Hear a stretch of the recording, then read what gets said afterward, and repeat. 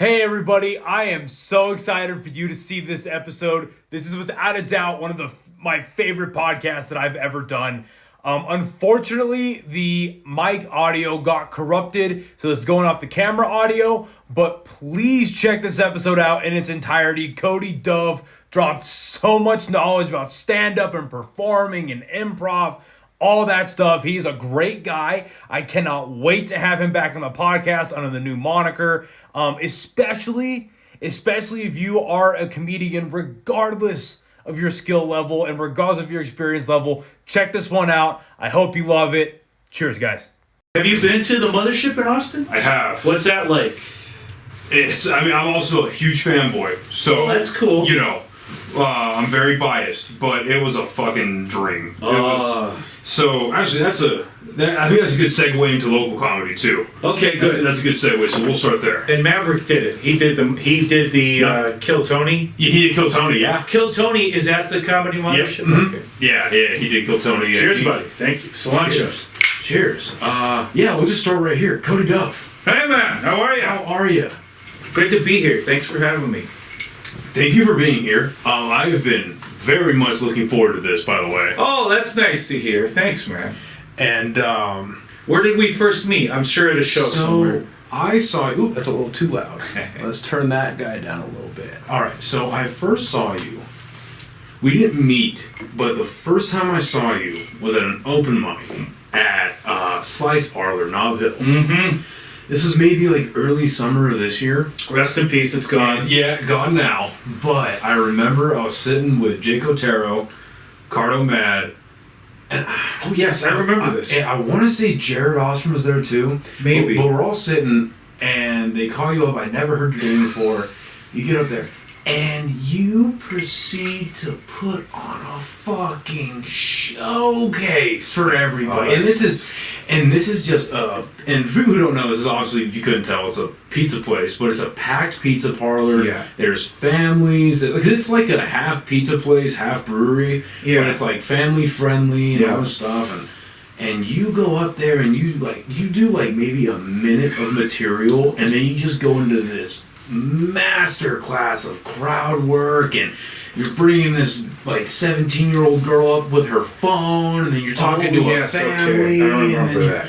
And I'm just sitting in the back, and I've got my notebook like, fuck. Well, that's the best thing about. That's very nice of you, but that's the best thing about nights, right? Like, if it weren't for those people, I'm sure what I did, if I'm remembering, like, okay, what do we have here? We have these families in the back, and so I'm like, that's what you have to play to at a mic, because the other comedians are just in their heads about what they're gonna maybe do, and even if they've been doing it for a while, they're like, all right, I have to do this bit, then I'll go into this. So they're not really engaged with what you're doing. So I always look at the room, I'm like, if I'm gonna get anything out of this, I have to talk to those four people at the back and get this disgruntled college student up here with their phone. But yeah, I remember that, and I can't believe it's gone. The open mics like come and go so often. But Yeah, and Lizard Tail went the same way. That's right, another good one. Those were both good ones. Well, there's just a lot of small businesses in Nob Hill that have been closing down over the last like 4 months or so. His Lizard went under too? Yeah. Wow. I mean, not a good location. It was tough to get into. But I want to say that the brand itself is still alive, but like that location closed. Oh, that makes sense. I think they had other locations. But that one was like, there was no entrance to the main drag. Yeah. They're like, it's around, and literally, when I would tell people this thing away, I go, it's in the alley behind, and that section of the main drag's not great anyways. It's like an old burned out shoe store, and then used to be a Staple somewhere, and then like, okay, no, it's not near those old closed down businesses. It's in the alley behind those. So it's like, okay. And every time I went, there's like there'd be like, well, for the mics, there'd be 4 or 5 squares, non-comedians. Right, yeah. Like, I don't know how they do it, man. Yeah, it was, it's funny, I had, hasn't come out yet, it won't for a little bit, but I had Jake Otero and Tyler in here last night, or 2 nights ago, and we were actually talking about that mic. He's like, well, that was probably the most balanced one. This episode of the podcast is brought to you by the amazing people over at Chop Chili Company. Guys, they are the original sponsor of this podcast, and I could not be happier to continue to be working with these guys. I get it. It's New Mexico. Everyone loves red, green, both.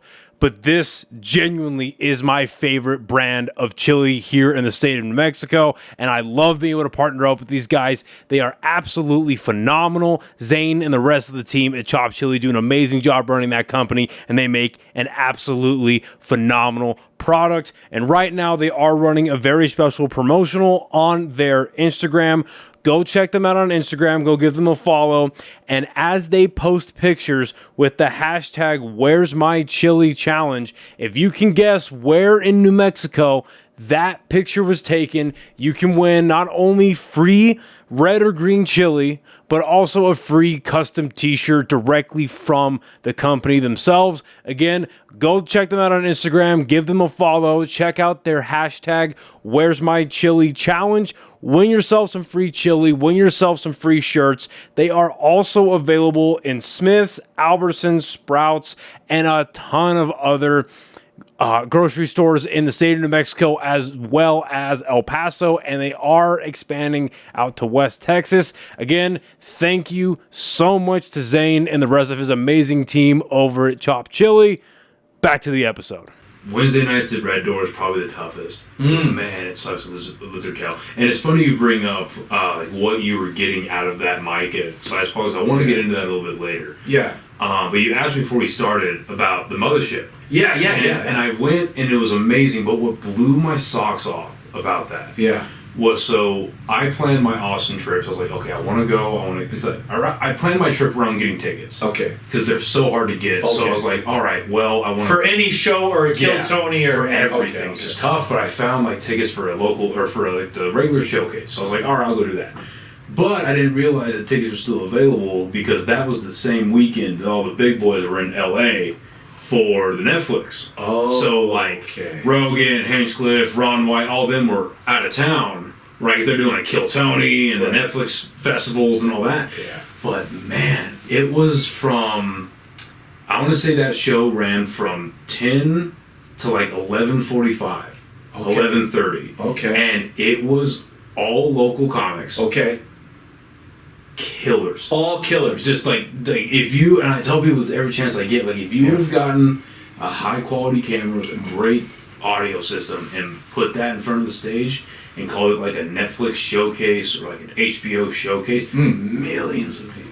Well, okay. Killers. Now, did you have the vibe like a lot of these people moved from LA when Austin became popular for comedy, or do you feel like they're homegrown? So no, a lot of them were transplants from around the country, for sure. Sure. But like these are all people that just whatever just alchemy came into creating that set. Yeah. Just monsters. That's killer. Fucking monsters. Yeah. So, and I wanted to bring that up because I watched that and I was like, oh, that's possible.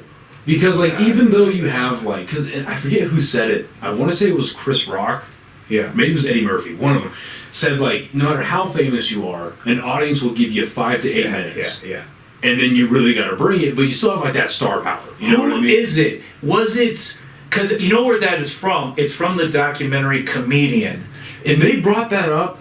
Jerry Seinfeld. I have not seen that. It's great. It's worth your time. They tell me to watch it. It's interesting because there's a comedian. He still does comedy. He's very good, named Orny Adams. Yeah. And he's like the Odyssean character of the thing, and like a great character in that documentary. I don't know Orny. I've never seen him or anything. But in that documentary, you hate him and you're cheering for him.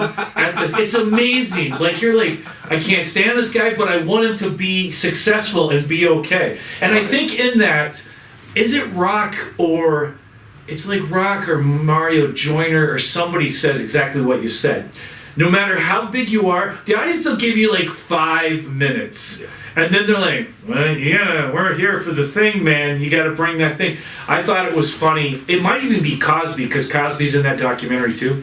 And I saw Cosby in Albuquerque one time. No shit. And on that same kind of thinking, of course, this is way before we knew what he was up to. But But what was funny, and it's also very New Mexico, is people like tried to help him during the show. Like, what? Like he was like, "It's great to be here with the Sandia." And this guy, a couple of rows from me, goes, "Hey, Bill, huevos rancheros." And I was like, He doesn't need your help. He doesn't. He's Bill Cosby. Look. It turns out that he was doing some very despicable things over the course of decades. Oh, brutal. But again, he's still unfortunately, he's still one of the best comics to ever exist. Yeah. So that's a very New Mexico thing. Isn't it crazy? A drunk Dio to be like, hey yo. And that's what he said. That's all he said. Hey Bill, huevos rancheros. And then Bill Cosby, without missing a beat, goes, "This is very good now, wouldn't you?" Like he didn't faze him at all. Yeah. He was just like, "I'm in control here." The first time I saw him, when we talk about that, if you can objectively, it's very difficult, but objectively think of Bill Cosby. First time I saw him, he had so much power over the audience that he got up. He used to always sit in an easy chair because he was like pretty much blind. He's blind now, but he was like blind for 20 years before anyone knew he was blind. Right. So he got up and just sat on the edge of the stage, and when he swung his legs over just closer to this audience, you felt the audience gasp that he was even closer to them, and I go, "Oh wow, man, that's a super." Well, he was. I mean, to call it a nickname would kind of be like a downgrade, but he was America's dad, and so growing up. For the very short amount of time that my dad was in my life, TV Land was a big thing, right? I watched a lot of TV Land. So reruns of The Cosby Show was a constant, right? Yeah. He loved Bill Cosby, loved The Cosby Show.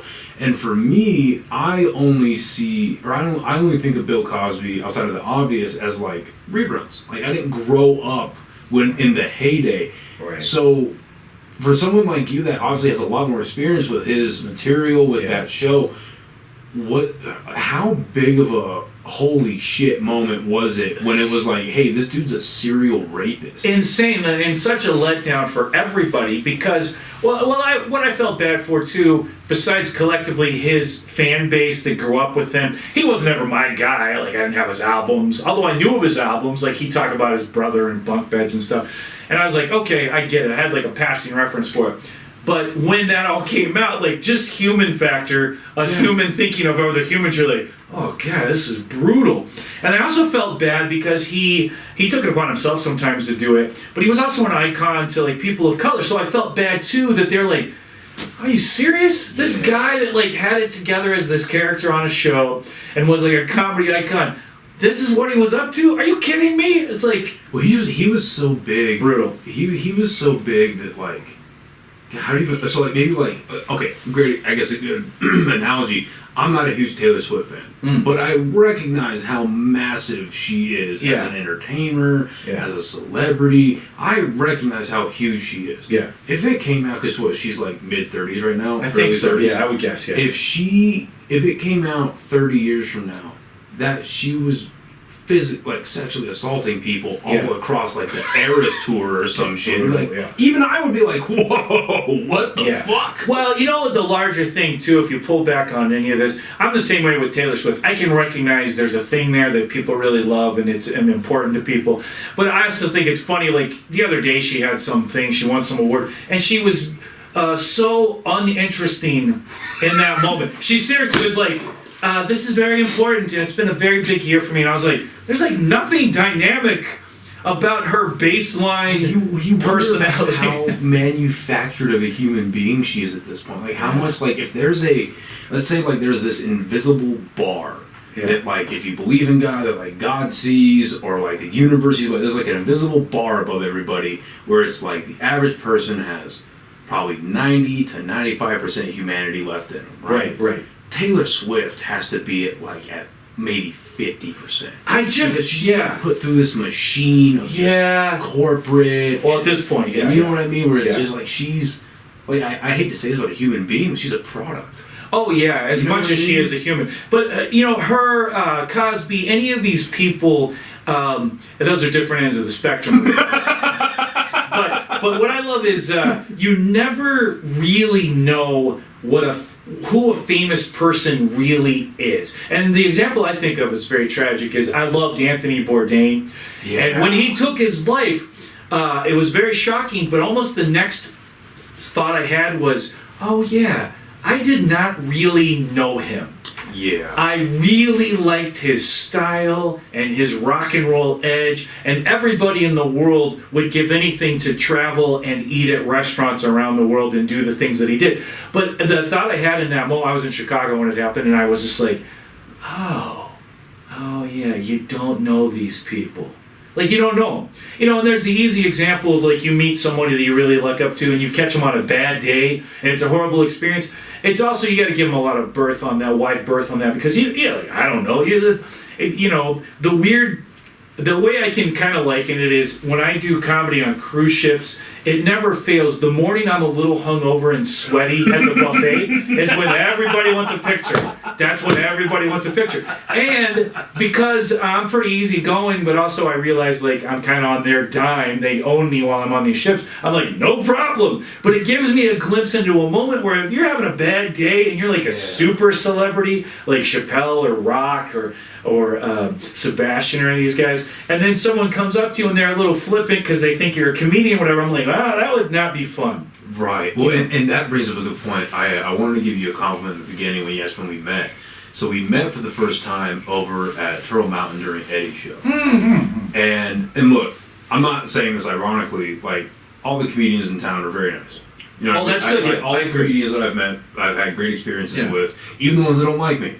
Been very nice to me. And been very nice to me. That's good, yeah. But you, like, made it a point to really talk to me. Oh, of course, For the short amount of time we had when the show started, you were very hospitable, and I knew about you. Like, I knew who you were. Nice. I'm always surprised when I hear it. I'm like, well, okay, that's nice. What I liked about you, though, was a couple of things, because I come from a military family. My grandfather, my mom's dad, and my dad both served. So when I learned that about you, automatically I'm always like, I always defer to veterans or people that have served, because I'm always like, it's very important to me. So that, I'll go, oh, that's super interesting. Plus, I really liked your style and confidence with what you're doing, and I know when I've been around people, I'm always like, oh, anytime someone talked to me at a show or something that I didn't know that well, I was always like, oh, I remembered it. So I try to do that too, to be like, oh, I want to reach out and let this person know, like, oh, yeah, okay, man, you get it. Like, you should keep doing this, because I don't do that to everybody. Like, say someone's doesn't get it, you know, and then I just be like, hey, good to see you. Well, you shouldn't lie to people. No. Like, I've had this conversation multiple times, both on and off podcasts with Buck D and a few other comics,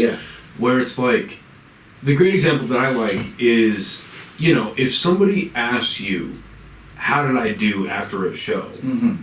You shouldn't just say, hey, you did great, to make them feel good. Mm-hmm. Now, that doesn't mean you should trash them, but it's like, hey, man, this is what I liked. This is where you could improve. Like, I forget where I learned it. I want to say it was actually like one of my, like, not senior, like, enlisted guys, but someone that was above me in the military was like, hey, when you're eventually in a point of authority, really, like, if you're giving somebody criticism, give them two things they're doing right and one thing they can work on. I agree. You know what I mean? Yeah. And so, but to your point, yeah, because if you were just, if someone who's just giving out compliments left and right, then it's like, all right, well, a friend of everybody is a friend of nobody.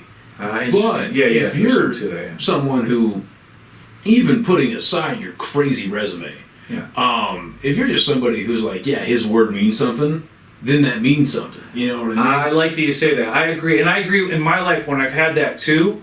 Like, I agree completely. And I always go out of my way, especially at the Second City, and I still try to do this where I would see somebody, because you never know what somebody's going through. This doesn't necessarily apply to you when we talked, but I've gone to people and been like, hey, I don't know what your plan is, like, but you should keep doing this. Because I had people do that to me when I was like, I don't know what I'm doing at all. Yeah. And Los Angeles people would come to me and they'd be like, you should stick with this. And they had no skin in the game. They were just like trying to make it themselves, you know? For sure. But to hear that, you're like, oh, okay. That's why I really genuinely like people as my baseline. So I'm lucky for that, because as you know, in our job, you meet a lot of people. Whether it's a big audience or just in traveling or other comedians, you're going to meet, it's the nature of it. It's a social occupation. And I'm fortunate that I really like people, but then I really like comedians too, because you know how impossible comedy is. So to talk to someone and be like, hey, listen, it's okay. Like, and to your point too, like, I do the same thing. If someone asks me, I never volunteer, because I learned that early on from directors. Like, I don't like to be like, hey, you want to hear my ideas? But if someone says, "What'd you see?" I do the same thing. I'll be like, "Oh, here, this is really working." For sure. But then I'll also be like, "Here, this I didn't understand that," and then I'll ask my like, "Can you clarify that for me?" I didn't get it. It may just be a reference I don't understand. But I think like lifting other people up, no matter what level you're at, is like the way to go. Because life is so short. Yeah. You know, we're on a spinning rock in the middle of nowhere, and sometimes we get so caught up in like status or form identity or whatever mental constructs we have that sometimes you have to step back and be like, okay, why not help more than harm at all times? Yeah, no, for sure. And I completely agree with that. And before we go forward, I do want to kind of highlight a little bit about your resume, 'cause I'm very happy you're here. Mm-hmm. You have been doing this for a very long time. About 20, 30 years? Yeah, probably longer. Like, the weird thing is, when I was a kid, I started as a child magician. So I've been performing since I was like 9 or 10. And it's all like a timeline, too. When I was 9 or 10, doing these magic shows for like Elks Clubs and birthdays and all this in the four corners of New Mexico and Colorado, Utah, Arizona, up there. I was like the laughs. When I was, like, even at 10 years old, I would be doing shows for like 800 grade school kids, like my peers. As a 10-year-old, there'd be like 800 kids in the audience. And I still think those are the greatest laughs I've ever had, of a wall of children losing their minds. And I was like, oh, I'm done. I knew I was done at 10. I go, oh, I'm not going to be able to do anything else. I was going to say, that's a very strange and addicting drug to get at 10 years old. It's seductive, man. And it's a wall, because it's little kids. Like, little kids don't hold back. So it's a wall. Yeah. It's like a Who concert of third graders. So when I had that as a kid, I go, oh. I couldn't verbalize at the time, but looking back and I go, no wonder I was sunk when you get those kind of reactions. But then I like the laughs more than anything, so I go, I gotta get rid of all these props, these trunks of magic props. And that kind of led to the next thing, which led to the next thing, somewhat by design, because I was always kind of ambitious. But I'm noting this down. Oh yeah, thank you, Yeah, Brian. there you go. But yeah, like one step led to the next step, led to the next thing. And the good thing is, we talked about it a little bit before we started. I still love performing and that connection with an audience. I still love that, because if you do it for a long time, like anything, you've monetized it or whatever, sometimes you lose that kind of spark or fun. Yeah, I could imagine. I mean, it's hard to, if you're doing something long enough, and especially like you said, when it comes to monetized, it's tough to avoid that. At some point, a lot of it does become a job. A lot of it does become a career, and that's what you started out to achieve in the first place. Is you want it. True. Most of the time, people are like, "Yeah, I want to do stand-up, acting, improv, whatever music, whatever entertainment thing they're doing, an artful thing they're doing." It's like, yeah, eventually I want this to be a career. Yeah. And then they meet the career part of it, and it's like, oh, fuck. Yeah. It's a career. So it's important to maintain that the love for it. But yeah, you have to. And I do want to start. I like to start at the beginning of your career. Whether that is, whether you start doing it professionally, whenever you. I mean, it sounds like you're doing it professionally as a kid, but like, so decades of entertainment. Second City. For you who don't know what Second City Improv Group is, or troupe. Yeah, troupe. So that is where, like, if you think of the major comedic actors, Mike Myers, Chris Redd, I want to say Kristen Wiig too. Chris Redd's a good guy. I'm glad you're bringing him up, because we did a lot of shows together when he was at the Second City. Dude is, when I think of someone whose expression, who's so good at that, Chris Redd, top of the list. So he's great. But didn't Will Ferrell do a little bit of time? No, not Will Ferrell. But at a place I studied as well in LA, he's from a place called the Groundlings. Okay, that's what I was thinking of. Okay, so and so Mike Myers came out of Second City, right? Yeah. I want to say Chris Farley did. Chris Farley, I met Chris Farley at the Second City. Oh. So it was great, but I feel it's kind of like a lost moment where I saw him. I was at a show. The Second City had different branches, and I was at the one in Detroit with my dad. And we're sitting there, and I'm looking at the playbill, the program, and there's a guy in the cast named John Farley. And I go, Second City, Farley? I go, surely, I wonder, and as I think, I wonder how the connection, as I'm thinking that, Chris Farley walks in front of us and sits down. What year was this? Oh, that's a great question. Oh my God. And I asked, admittedly, for you know, because later in his career, you know, he's real coked up. He's still fairly healthy at this point. It's I think it's right like when Black Sheep is going to come out or something like that. Okay. So he walks in front and he looks like you want him to look. He's got a bright green tie.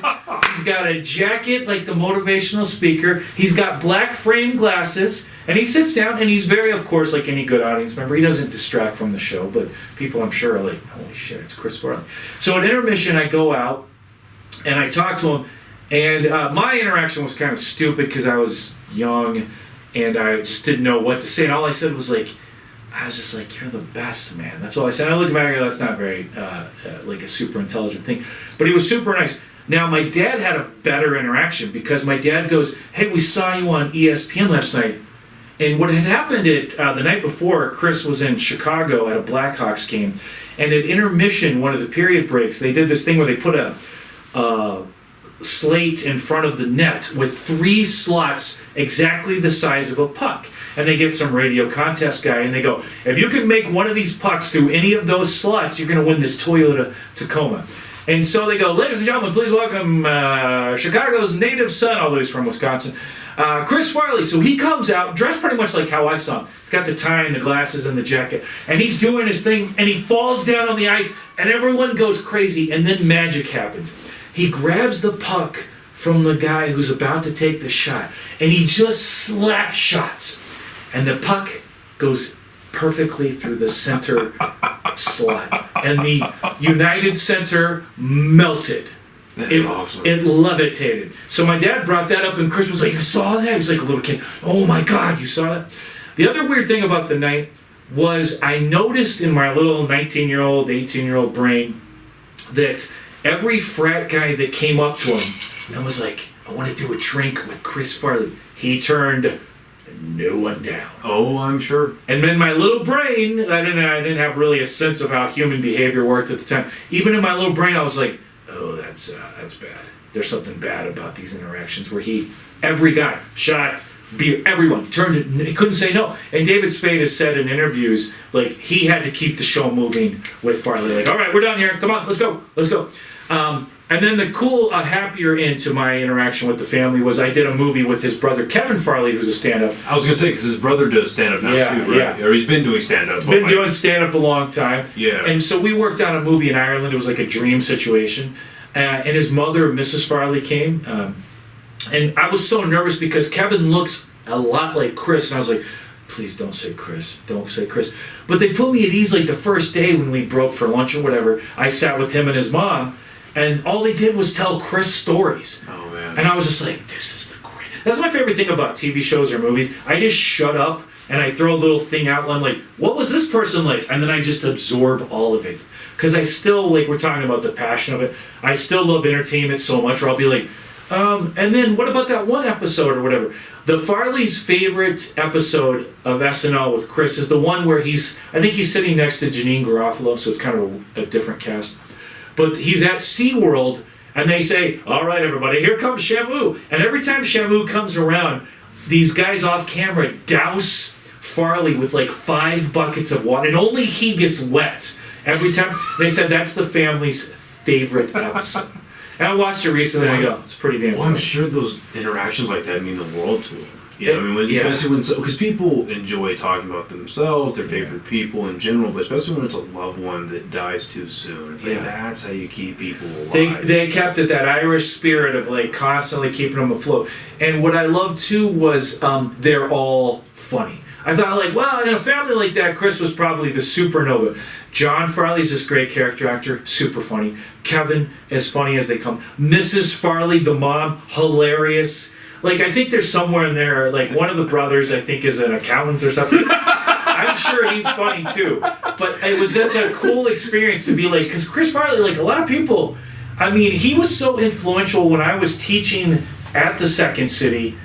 I would have people in the class years after his death still emulate his style in class. Yeah. And I would just be like, that's power, man. Yeah. They would somehow in his voice or something with their choices there, you know, not good for comedy to just copy somebody. but I would just be like, wow. Well, you tend to emulate the people that you look up to or the people that you follow the most. Who is that for you? I don't know yet. I'll tell you mine. I rip off Letterman a billion times. Like, I would love to meet him just to be like, thank you for giving me an early identity that I could play with. Because I know that's what I've done. Isn't it funny that a lot of people don't know that Letterman was a stand-up and that he was like one of the very first golden childs of the Comedy Store? Yeah, what's funny though, he's so known for that, for his late night, for hosting. Yeah, obviously. Well, he's like the guy. It's funny. He's told many. It's just his style. Many self-deprecating stories where. He says he was kind of like a throwaway guy, which makes sense when he eventually became a host. But then people like the late, great Norm Macdonald could quote his act. So you're like, okay, he had a real act. He wasn't just up there screwing around. But also he was very like deferential to people. Like he remembers when he saw Robin Williams for the first time there, and he was like, we should all just quit show business. But I love Letterman. And my weird thing, one of the greatest days ever in my life. There's days like I'm sure you have the same thing. They all remember forever. Letterman's last year, I was at a taping in New York, and little me from Farmington, New Mexico, was on the top 10 list. Oh shit! So I used to very briefly. I really don't know what you're talking about. Can you explain what that means? Yeah, Dave used to do this. Stephen Colbert is the host of the show that Dave used to do on CBS. And David Letterman had things like Stupid Human Tricks. He had these segments he would do like SNL has Weekend Update, regular segments. And one of them was called the top 10 list. And it's become like a trope that people still use in different forms. But anyways, it's like a list of 10 things that pay off the subject. So when I was there, the way I was even on the list is Dave would come out and take questions from the audience. And it was his last year. And I was sitting like pretty close to the stage, house right. And he goes, anybody? And I shot my hand up. I was with my buddy Jesus, this funny guy from El Paso who works in entertainment too, but he's not a comedian. But we both love Letterman. So he shot up his hand, and I was like, Dave, what's next? And I had to shout because Dave was a ways away, and he's a master of controlling his room like all comedians. And he goes, first off, he's like, come on, lower your voice, man. And everyone goes crazy. The audience goes crazy. And I go, oh, this is great. He's kind of roasting me. And then I go, what's next, Dave? Politics? He goes, I don't know what you're talking about. He's like, what about you? What do you do? And I was like trying to go, do I try to make something up? And I go, just tell him the truth. I go, well, I work for the Second City. And he goes, oh, sure. He goes, so you live in Chicago? Actually, I live in New Mexico. And then they fly me to gigs and stuff. Because at that point, that's what I was doing. I didn't have to live in Chicago anymore. And he goes, this sounds made up. And everyone laughs. And then I had this weird feeling. The top 10 list was top 10 things to impress a first date. Things to say to impress a first date. And he goes through and he goes, number 2, tell her you flew in from New Mexico. And then I can see out the corner of my eye on the monitor, the camera goes on me. And so I just do this. And everyone goes crazy. I'm getting a laugh from Dave's audience. So the fun follow-up was that night I flew out of, there used to be I don't know if there still is, but JetBlue used to fly direct New York to Albuquerque. So about an hour into the flight, I go, oh, there's live TV. I turn it on. They have CBS. As I turn it on, I'm on the top 10 list. I grab the flight attendant. I kind of tell somebody as she's walking by, I go, look at this. And she looks at me. I'm wearing the same clothes. And she looks at the screen. She goes, well, you drink free the rest of the flight. And I go, how insane is that coincidence? Oh, that's awesome. So that's one of my favorite days of my entire... Oh, and then, because I'm a nerd about Letterman, I asked the stagehand, there was like a stagehand, and I go, is there any way I could get the top 10 card? He used to hold these blue giant index cards to read these jokes. And the guy's like, oh, buddy, that's a tough ask. So as I'm leaving, the stagehand comes over, he gives me the card, and he gives me Dave's pencil from the show, and I have both of those. And then a previous taping, because I'm a nerd, I got a cue card with a full joke on it, so I have this framed thing. I was going to say that's what you get framed. Yeah, it's the best I have. That's insane. I don't have many prized possessions. I try to stay kind of fluid because I'm always traveling and everything. But that's something where I'm like, oh, that's a prized possession. Yeah. And now it's funny because he's been gone long enough. It's like you say, there's a lot of people that are like, oh, the guy that does interviews on Netflix? yeah, but there's a whole career behind this guy. It's just interesting following like the lineage of what it's funny now because like I'll watch not very often, but every so often I'll see like Jimmy Kimmel clips or like or, like Fallon clips on YouTube, and it's funny how they've changed from like the traditional.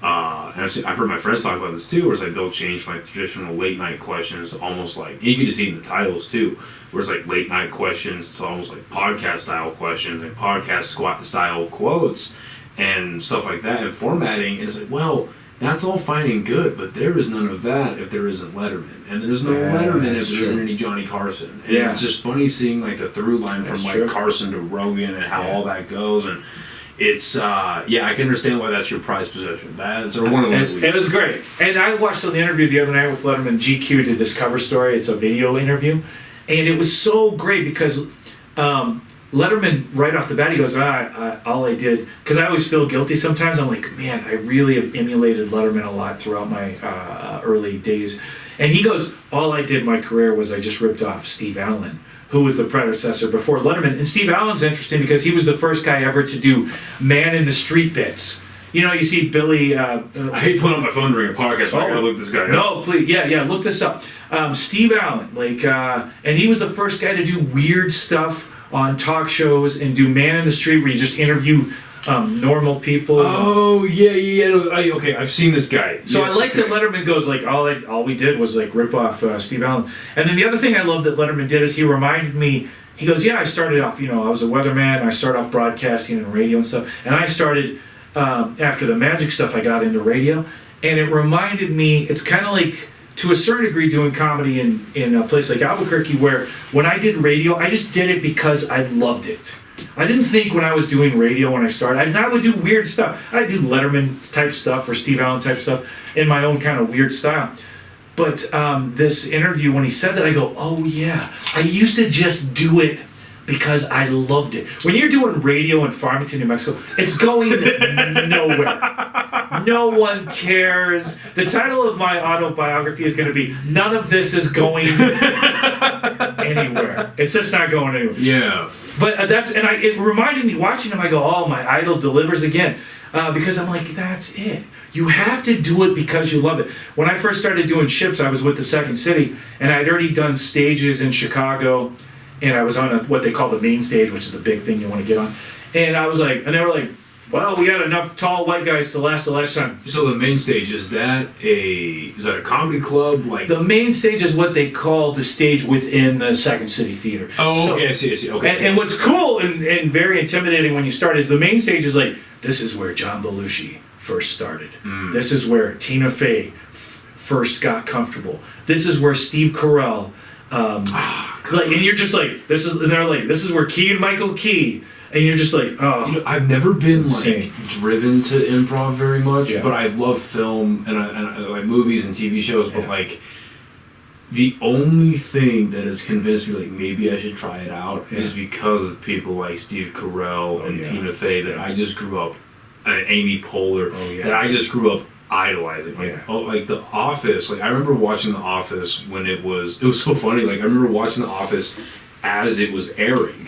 Right, my buddies would have like the DVDs. If you like more, go right ahead. Well, think about it. I was the same way. I still have a lot of those DVD seasons. And then it was funny. Like I remember watching The Office. I think it was like season 3 or 4 when Steve Carell during the break shot 40-Year-Old Virgin. Oh yeah. And I only saw Steve Carell as like the straight man, little obviously very quirky, very office rocker as Michael Scott. Yeah. But then my uncle had, after it got out of the theaters, he had 40-Year-Old Virgin on DVD, and he was like, check this out. Oh, yeah. And I was like, holy, what? You can do this? Well, you know. That's crazy to me. Yeah, and you know what you might be attracted to is, what I love about it, too, is the character that he played, and what you learned at the Second City too, is your characters are like fully formed. So yes, they're quirky, and thank you very much. Sure. They're quirky and fun, but there's this heart and kind of soul to them, and that's how they operate. And I find that if I play a character, I'm not likening myself to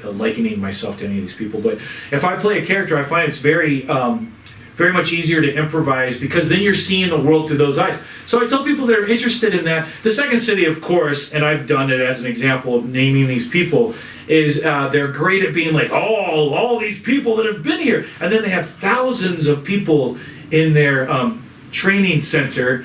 But it's like crazy exclusive, and it's incredibly tough to get in there. Like, it's insane. Their attrition rate, as far as like getting in, is akin to an actually tougher if you're actually looking at it numerically. But it's akin to an Ivy League school. Oh, that's funny you say that, because a big tagline they use is like, it's the Harvard of hilarity. And getting into the National Lampoon at Harvard, I'm sure, is equally difficult. When I got in, they auditioned 600 people, and they hired 6 of us. So I didn't sleep, of course, for 2 weeks before this audition. And what's crazy with stand-up, you're like I always compare improvisation to stand-up is when you're a stand-up, you're a salesperson, you're like, these are my wares. And the audience goes, yes, we like your wares. And it's a polished thing. You go, I take a breath here, and I have some little bit of play here, and I know this bit works here. When you improvise, and you have to audition for something like the Second City, what's nuts is like, how do you prepare? So because I was from small town New Mexico, what I did, I was luckily, there was a great public library system. So I went and I watched the American Film Institute top 100 films over a shorter amount of time. I read because it's theater, Second City theater, it's still a comedy club. What movies do you remember? Like, there's so many good ones. What movie, maybe like 2 or 3 of them, do you remember at that time that really like stuck with you? And I always say it's sometimes like my pretentious answer when people go, what's your favorite movie? But I love a movie called The Apartment with Jack Lemmon and Shirley MacLaine. I've never seen it, but I know what you're talking about. It's Billy Wilder, who was he directed like everything, Some Like It Hot and Sunset Boulevard. But there's something about Jack Lemmon's character, and Shirley MacLaine is so cute and hot. Like, we think of the woman that used to live in Santa Fe, and you're like, she believes in aliens, whatever. You're like, really? I go, yeah, watch that movie. I think it's 19, I don't want to say wrong, 59, 69. But it's just the dark, and it's not an upbeat movie. It's like a dark subject matter, but it's so interesting because as opposed to funny lines, it's characters' behavior that draws you in. And like a lot of people, I have an affinity for like the 50s and 60s where like guys wore suits. And and it was like martini lunches and all that. It's like, oh, it's amazing. Well, that's very much a part of your persona. When you go up on, yeah. I mean, I didn't only seen like twice go up on and actually do stand-up, but like, just you're very classic performer. Mm-hmm. Like, it's very akin to oh my God, I'm Lenny Bruce. Oh wow, I appreciate that. Yeah, very much in that same vein. And then like seeing the pictures out of Casadas where you're wearing a full suit, I'm like, not surprised. Anybody else outside of like maybe you and Buck is very formal when he has those big. Oh yeah, he looks like great that. too. He loves doing that, and that's one thing that he really impressed upon me when I first started stand up was he's a big reason why I started too. Oh cool. But he was like professionalism. Like, professionalism is key. Like, you need to get that down early on and don't get complacent with that because that's a huge part of you going forward was your professionalism with how you treat people, how you show up, how you present yourself, how you look, so on and so forth. But when I saw the pictures come out of Casadas where you're in a suit, I was like, yeah, that makes sense. And for me, you know what it is for me too? It's a tribute to all my heroes. Like, when I was a kid, I loved Jonathan Winters, who was this great improviser. Oh, for sure. I think one of the funniest people to ever live. And so he always wore a suit. And the Second City, you wear a suit. Like, me and Chris Redden, we did shows together, both in suits, looking like Chris Redden in a suit. Can you imagine that? It's like we looked like we were junior executives, or salesmen at Brooks Brothers or something. But we would be backstage. I remember shows we'd be backstage in our suits, and I love it because it also is a armor to a certain degree. Where I like wearing a suit, especially at any degree of show.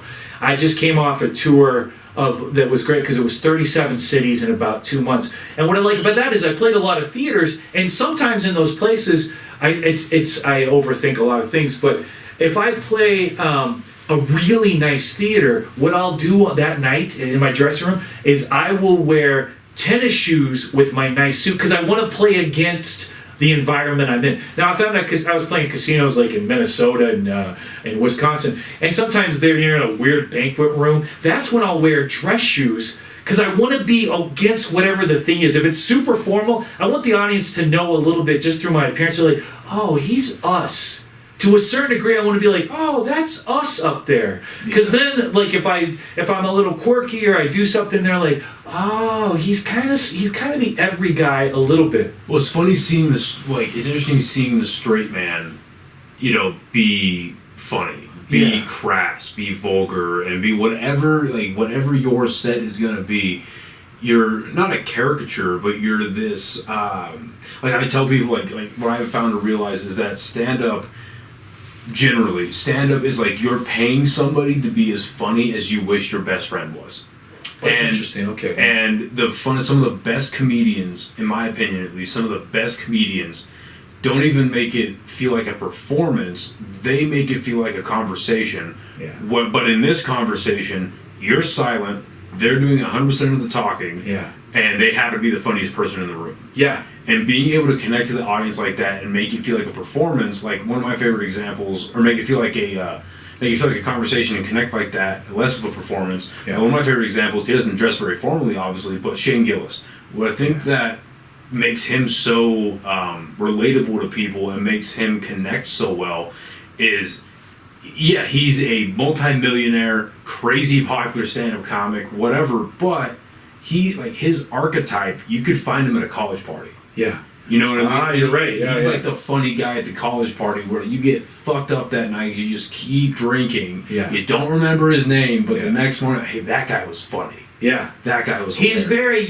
he's that common thing. And I think all these choices, I believe, are all, like, my choices of how I look on a stage, I think it's all calculated. Like him, he'll wear a t-shirt and maybe like Dickies pants or something. And it's all calculated. And I understand it too, because sometimes, it depends on where you are. Like, where the audience, they want to see themselves reflected up there. But also, I have this mixed match hybrid background where at the Second City, they're like, you always want to dress a tiny bit better than your audience. Interesting. And there's a lineage there of all the greats that came out of the Second City from Belushi. Although that era, Belushi and Harold Ramis and people like that, Ramis, that was like the hippie culture. What a guy. I got to hang out with him, and there was a New Mexico connection. During the Second City's 50th anniversary, there was these cool moments. One, I left my girlfriend at the time, and I go, I'll go get us drinks. And just doing that, I go out to this landing where they had this temporary bar set up, and I turn, and Steve Carell turns getting drinks, and he's looking at me.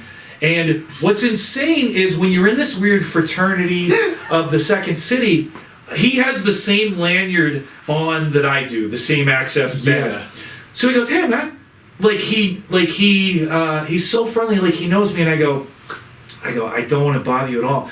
But oftentimes, when we would tour, we would do archival material from the Second City, the best of, they would call it. Okay. And I would always be cast in his roles. And I go, I want to tell you, like, thank you so much, because I'm often cast in the roles that you created, and it's always so much fun to do because it requires acting. And he goes, oh, and he calls me by my name, it's like blows my mind. He's like, oh, Cody. He's like, thank you, man. That means so much. And he goes, to be honest with you, I'm super nervous because I have to do some of that stuff tomorrow night for this big show. But I'm just standing there, and I was just like, oh my god. So Harold Ramis. Oh yeah, Harold Ramis. Out of Second City. Oh yeah. So I grew, like, one of the first, like, I guess, like, more vulgar comedy movies I ever watched was Stripes. Of course. The great John Candy. And that movie blew my fucking mind. Mm-hmm. Where I was like, oh my god, oh my word, this is fucking amazing. So the next day after that, I'm in the green room at the Second City, and I'm just hanging out, because what I did, even though I was already an alum at that point, I go, I'll help out all this whole big anniversary weekend. I go, I'll serve ice. I go, I don't care. I just want to be around it. So I'm backstage, like I'm just helping facilitate this panel of old SCTV and people. So he walks in. So it's just me and him in this tiny green room. And he strikes up a conversation, and next thing I know, he's talking about making movies in New Mexico. I talked to the guy for 45 minutes, and what I had to really check myself to keep it together, because I was like, I'm talking to a Ghostbuster. I was say, what year is this? This is 2009. Okay. So he was still around, unfortunately. Okay. He passed away. And the other weird thing about that weekend, because like I said, I just want to be a part of it. So, like any comedian, you have like a really kind of like a risky take chances side to you. And they sent out this email to all Second City alum. Mike Myers, Tina Fey, Sudeikis, everybody got the same email that I got. And they go, if you want to do something during the anniversary show, let us know. And I go, this email is not from me. But for some reason, I was sober. I go, yeah. I'd like to do something. And so an insane thing happened. The producers go, okay, what do you want to do? Cody Dove, like nobody knows who I am.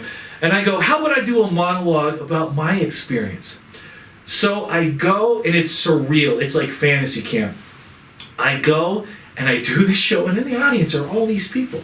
And I do this bit about, none of you know my, like the whole through line was like, I know none of you know me, but what I want to do is connect to the other alum in the room that weren't Steve Carell. Because there's a huge amount of people that have been fortunate enough to work at Second City. So I did this thing, I go, I'm a part of all the projects that the Second City would rather forget. Like I was on a stage for them in Cleveland, Ohio, and I've done ships, and then the audience is losing their shit. They love it. And I remember I closed with this bit where I go, so tonight, I go, for all of you that have never used your syndication money to buy a Maserati Quadruporte, tonight when you go to sleep on your orthopedic pillow, you can take heart and you can be happy that you're not Cody Dove. Oh my God! From the Second City. And standing ovation. It's like a scene from a baseball movie. They all come up and standing ovation. So another weird thing happens. I'm in that same green room after the Harold Ramis incident, and Horatio Sands from SNL walks up to me, and he has my name in his phone. And he goes, what is your phone number? And I go, oh, hey, man. So I give him my phone number. So I end up doing a show with him and all the greats of improvisation during this baseball fantasy week that I had in Chicago. So the cool thing to be in, to join that weird fraternity is to be around those kind of people. And I constantly, like I said, I like to just say something and then just sit back, and especially with someone like Harold Ramis. And he was talking about that weird movie he made in New Mexico, at least partially, called Year One or something. Okay, you know what? That movie gets a lot of shit, but I remember going to see that movie in the theaters, and I laughed my ass off as a young kid. Yeah. And I will watch. It might require a little bit of weed, but I will watch it now. One of my, I think about this more often than I probably should. But one of my favorite jokes out of that movie, it's the movie with Jack Black and Michael Cera, where they play. I was going to say Michael Cera. And there's a joke in that where they're sitting together. They're at their camp. And Jack Black's like, yeah, we can do this. We can be better. You can be my right-hand man. And Michael Cera goes, I know what you do with your right hand. No, thank you. And it's just it's a stupid little, or when they're standing in line and they have their swords and they have their armor. And Michael Cera's his helmet's too big. His armor's falling off. I didn't get a sword until he just punches him. Okay, I gotta see it. I've never seen it. Yeah, it's not. It didn't win any Oscars. Sure. Critics hated it. Yeah. But that's the point. It's just silly, stupid humor that you turn your brain off for 80 to 90 minutes. Yeah. And you kind of just go, that's funny. Sometimes you need that release. When I was a kid, the Punchline movie, I don't think Year One was this much of a punchline, but the Punchline movie was a movie called Ishtar. And not too long ago, I don't know, 3 weeks ago, I got to see this movie because the woman that directed is one of the greatest improvisers of all time, named Elaine May. She's the greatest. But I got to see this movie. It's Dustin Hoffman and Ishtar? And Warren Beatty. And forever it was a punchline because it cost a lot of money at the time and it died on the vine. And watching it, I can see why critics hated it because the characters aren't super believable. They're these bad singer-songwriter types that get foiled in the CIA plot in Morocco. It's not as bad as people made it out to be at the time. But it's kind of one of those movies like you're talking about with Year One where you go back and you're I just want to see, I just enjoy it for what it is. That's funny. Yeah, it's So how old were you when you first got into Second City? That's a good question. I remember because I used to ask people, I know specifically the year, because I'd gone through a very difficult relationship at the same time. And my theory was when you're 28, from 28 to 31, life will try to kill you. So when I was 28, weird things happened to me. I got my first TV job as what they called interstitial host. So what would happen is like you'd be watching old episodes of that 70s show or something, and at the end, the credits squeezed to the side, and then I would be there, and I'd be like, hey, I'm at the Rock and Roll Hall of Fame. Coming up, we're going to talk to this band. Coming up next, it's an episode of The Simpsons. So that was my job. I got that about a week before the Second City, after that weird audition with all those people. I got hired with that too. So great things happened, but I also remember 28 to like 30 being insanely difficult. Yeah, for me. I'll be 28 next year. And, are you going through anything similar? Does my theory hold up? Let's just say sure. Yeah? Let's just say, yeah, life is interesting right now. Now, why is it interesting? It's got its boxing gloves on. Let's put it that way. Now, is that because, for me, it was because it was a very complicated romantic relationship. At the same time, dreams were coming true. I was involved in this thing where I was like, this is brutal, man. Same with you? I'm just counting. Keep going. Okay. And also, you're ascending as a comedian, so I was ascending as well. And also, I think, now I don't think this is you, but for myself, I also had no balance in how to hold my insecurities in high-pressure situations. So I was like We're 5 for 5 right now. Oh, buddy. Interesting. We are 5 for 5. How can I help you? Oh, just tell me it's going to be okay. No, this is the truth. No, I'm glad you said that because I sincerely believe this. It really will be okay. And it's never on the timetable that we want. Yeah. But it is going to be okay. It just takes a little while for things to untangle. Because right now, I think about this stuff a lot. Right now, whatever your thing is, you're like this with it. So eventually, as maybe not years, but even at like a little bit of time, you'll get this and you'll be like, okay. And maybe it won't make as much sense, but I'm a firm believer that with time and perspective, like everything, you're like, okay. Do you think there's a reason you're going through these things? Oh, yeah. What is the reason? Me. That's great. That's it. That's insightful. Oh, yeah. No, it's funny. Because why? Why do you say that? Well, because it's interesting because like a lot of introspective work that I do comes through prayer. And it comes through my relationship with God, my relationship with Christ. And I'm like, you know what? Life is what it is. And there's things that have happened. Like, I just got passed up for 2 management positions in my job that like everyone was like, yeah, you're the dude. But it just didn't happen. And it is what it is. You know what I mean? I'm very thankful that like the job that I currently have, I thoroughly enjoy. I just don't make enough money for what I do. Sure. But that's like everybody's like, you know what I mean? But like I take you know, in the introspective work that I do, like I take a lot of solace and then I take a lot of challenge in the fact that like 90% of the issues that I have in my life are because of things that I've done or haven't done. Very responsible. You know what I mean? Yeah. So, and that's a good position to be in. Because if 90% of life's issues are things out of your control, you're really fucked. Yeah. But if 90% of life's issues are because of you, you can at least fix you so that those issues don't come like and keep biting you over and over and over and over and over. And that's where I take a lot of solace. And I think there's a lot of learning curves. You know what I mean? It's part of growing up. Sure. But I'm also, you know, I turn 28 next year, and growing up is almost grown up. So it's time to like, you know. Yeah. I mean, but also remember to cut yourself slack too, because what I'm learning more and more, I'm like you. I constantly want to improve myself always, no matter what it is. A little bit of health, definitely with work and writing and the shows that I'm lucky enough to do. But especially with me and how I see the world and the wisdom that I like to pass on to people is like, remember like thoughts, like I identifying with your thoughts is, and that's good thoughts and bad thoughts, it's no way to go.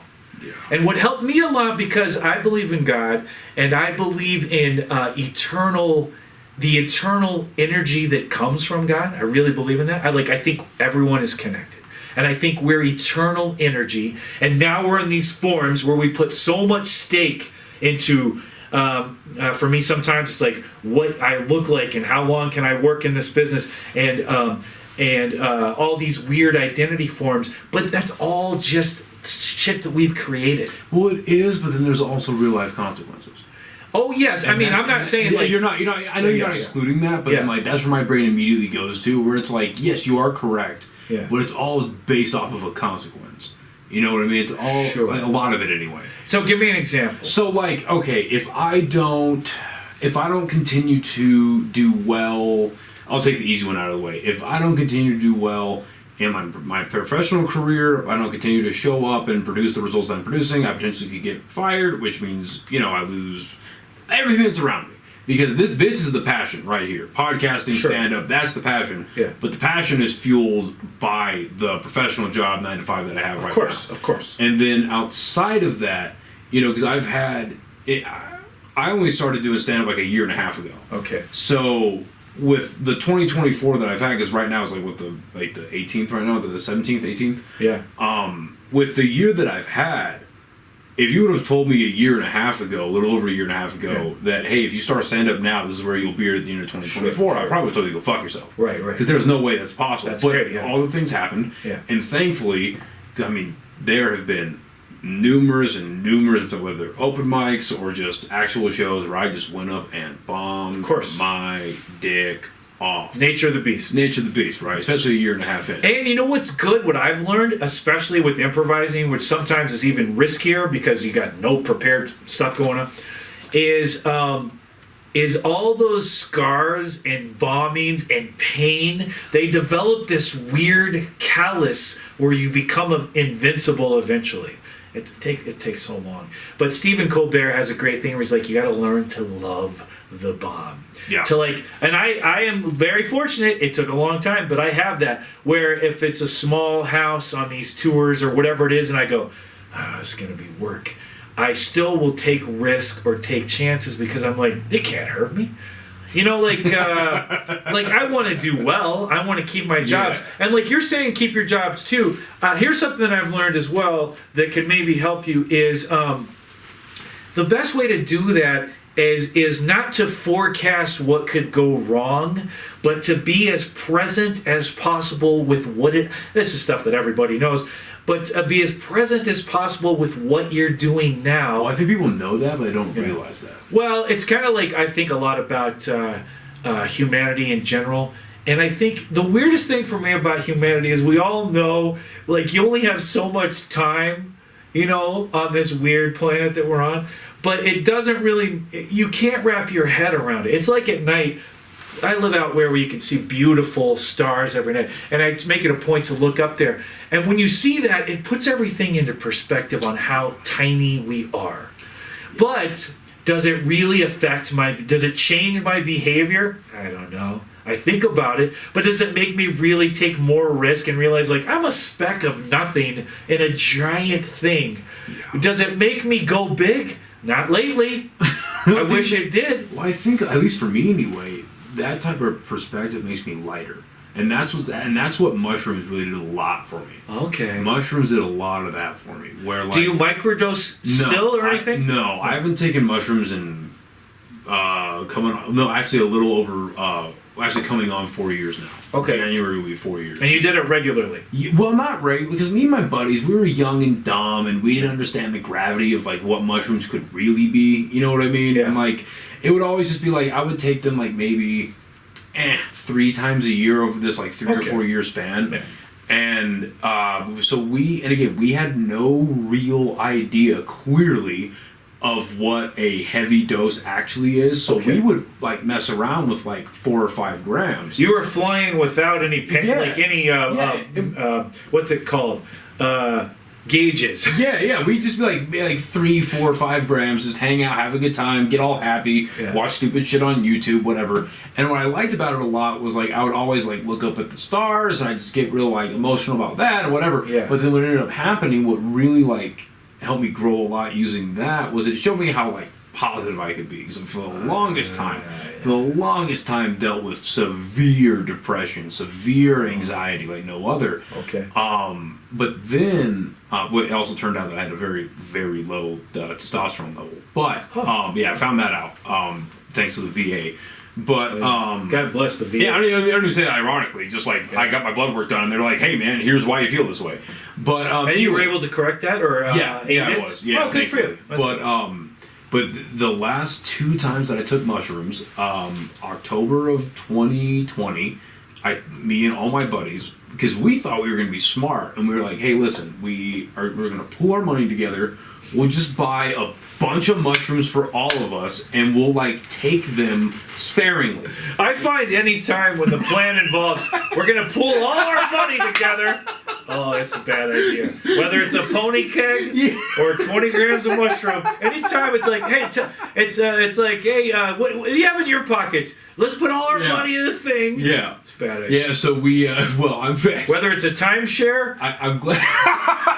Or whatever it is, that's a road to ruin. Yeah, well, because we all thought, like, we'll just buy a bunch of mushrooms, we'll divvy them up, and we'll have 8 grams for every one of us, and we'll take it, like, per person over the span of a year. Oh, you know what I mean? Okay. But then, when we had all the mushrooms in one place, we were like, what if we did 8 grams now? What Bill Hicks used to call a heroic dose. Yeah. Mm-hmm. Yeah. And so we all take 8 grams.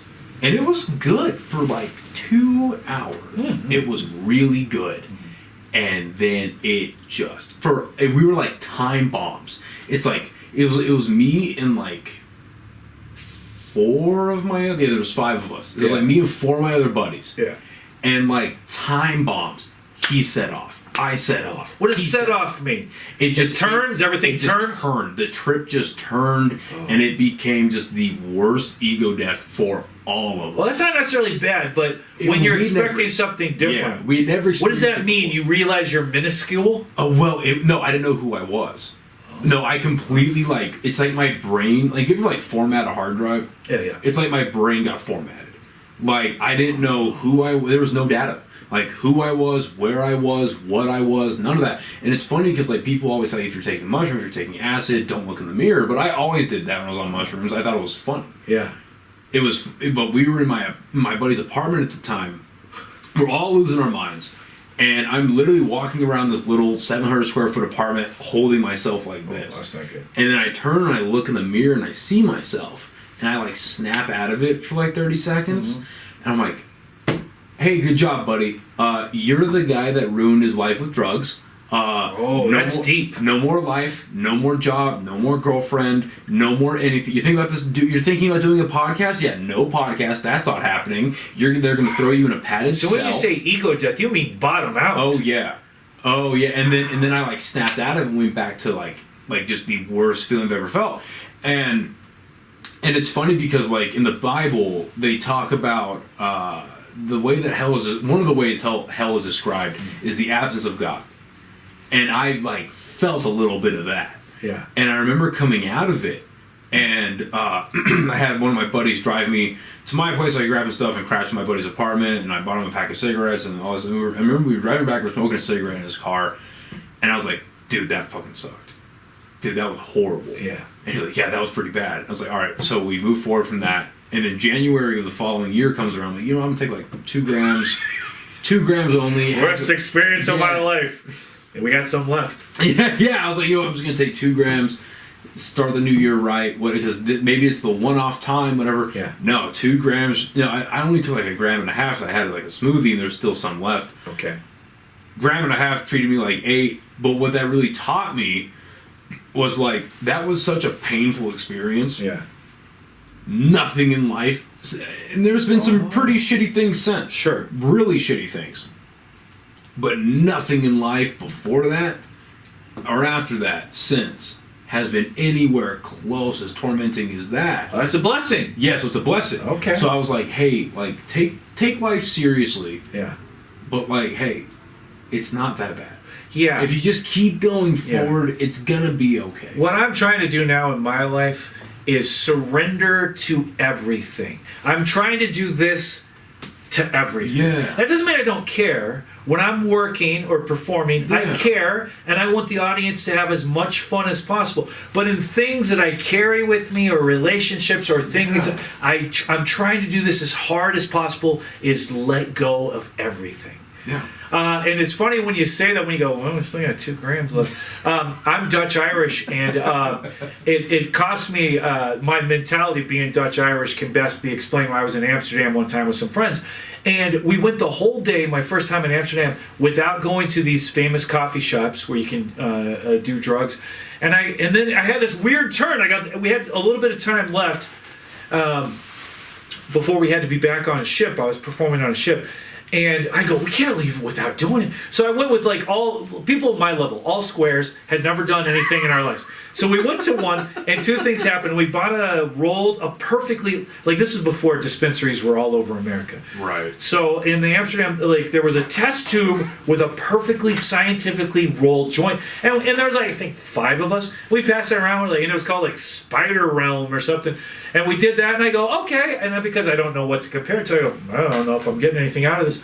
And then we bought a space cake, which is a brownie about this big, loaded with hallucinogenics. And this is where the Dutch-Irish problem came in. Everyone took a little bite, right? And we were about to leave. And so out of a thing like this, after everybody in our group had a tiny bite, there was probably still this much left. Right. So and my Dutch-Irish kicked in, and I go, we can't waste this. I eat the whole thing. I didn't know. I eat the whole thing in the name of economics. And then this Dutch lady that worked there, waitress comes over. She goes, she looks right at me because she knew what she was getting into. She goes, do you do a lot of drugs? And I go, no, never. And she stops dealing with me. And she turns to my group. She goes, you have to get him home now.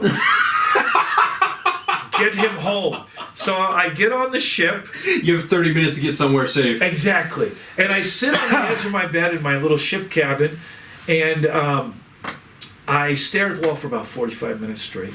So that was new. I've never done that. I've never sat still that long about it. And the other thing was when I laid on the bed, every time I took a breath, I became as flat as the comforter. And when I exhaled, I was human size again. And then... like this is very everyone says this about when they take drugs, but I was waiting to go. We were going to go to dinner, so I'm waiting, and I start laughing and I start crying because I'm laughing so hard, and my friends go, "Oh my god!" They go, "What's going on, man?"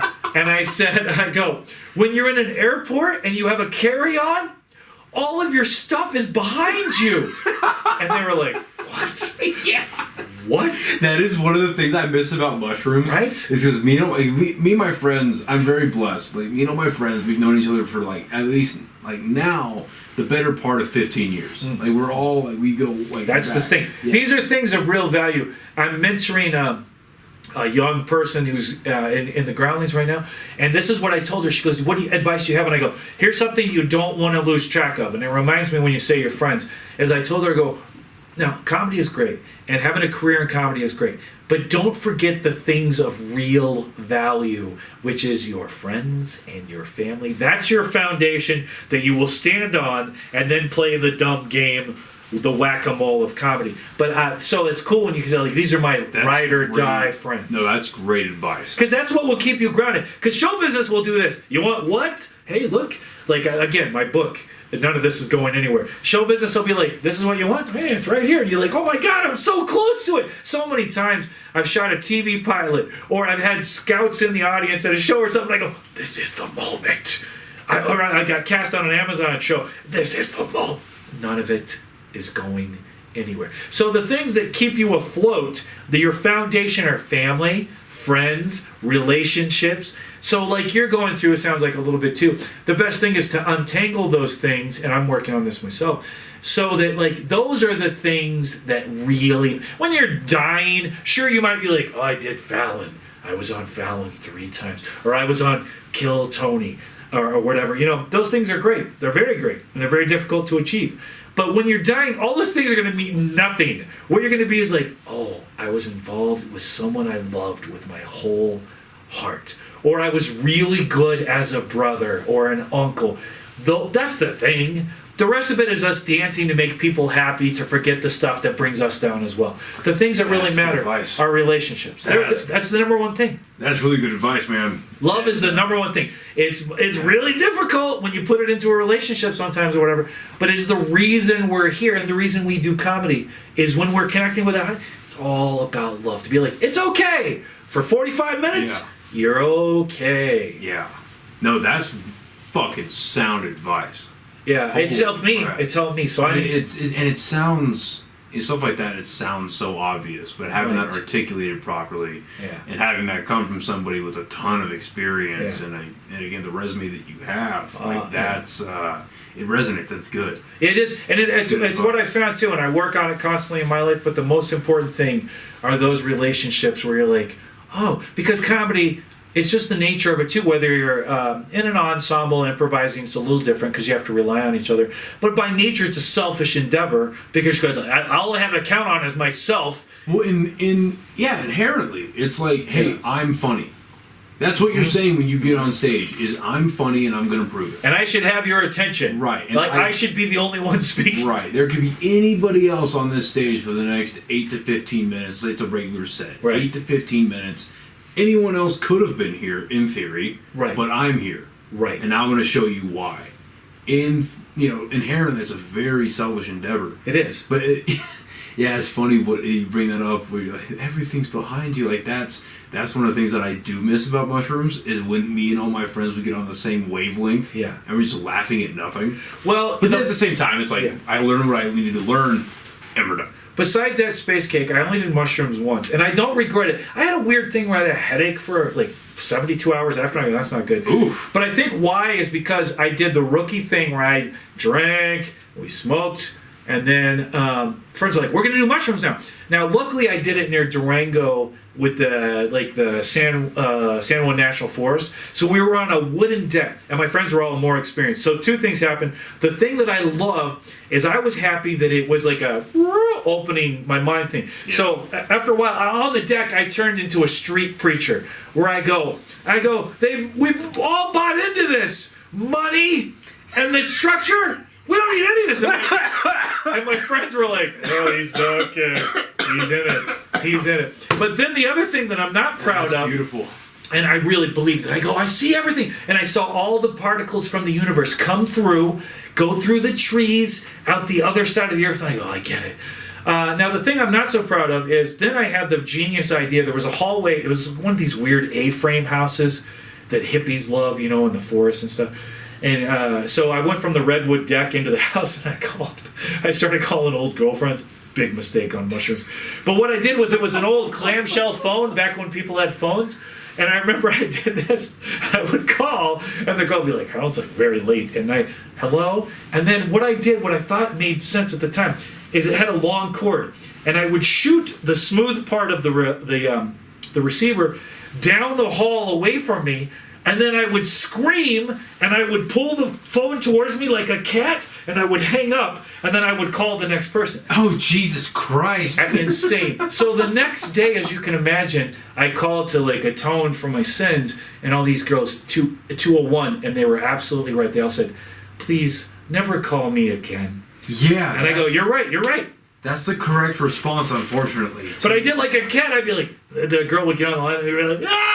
And I'd shoot the phone down the hallway on this shag carpet, and I pulled it toward me, and then I would hang up and be like, all right, let's call the next one. It's like your brain was realized, hey, we're done with this. This was done for a reason. I never thought about that. My brain was doing clearing house. Yeah. Because none of those people ever talked to me again. They're like, we're done with you, Dove. I don't know what you're doing. Oh, man, that's funny. All right, so what I'm curious about, because, again, something that, over the course of your career, you've clearly become very comfortable with, who you are on stage. At least it projects that way. That's nice you say. I think, but like anything else, I've been teaching a little improv workshop in town, and I always learn so much when I teach. Like anybody, you're like, oh yeah, that's the thing I should be doing more of myself. Is the thing that I benefit greatly from is reps too. Like one time I did this ship gig, and it was 8. I've done a lot of time on ships. It's good because there's no overhead and you save a lot of money, but you're out there a lot, man. But I was 8 months on one ship, and that's not even the longest I've been out there. I'm insane. But over 8 months, I did 520 shows. Fuck me. So what it taught me, this is the first time I've ever done this in comedy in my life, and I haven't done it since. But the grind, sometimes it'd be 4 shows a day. So what I would do, and I've never done this before in my life, and rarely since, thankfully, but I would have to look at my running order, at my set list before a show. I've never had to do this in my life and be like, all right, okay. I'd have to manufacture a little bit of energy. So what I did, I also learned a great thing from this really good live comedy director in Chicago named Mick Napier, where sometimes I would do these high stakes shows. Like one time I was opening up a theater, and it was me and a guy from Whose Line Is It Anyway was in the cast, and those guys are like wizards, you know. So this guy Colin Mockery, and we were backstage, and I'm just like, oh, That's the bald dude, right? bald dude, Canadian, Yeah. the nicest man ever. We were instant friends, and I was just like, oh man, I'm such a fan of yours, and he was like, oh, and we've been friends ever since.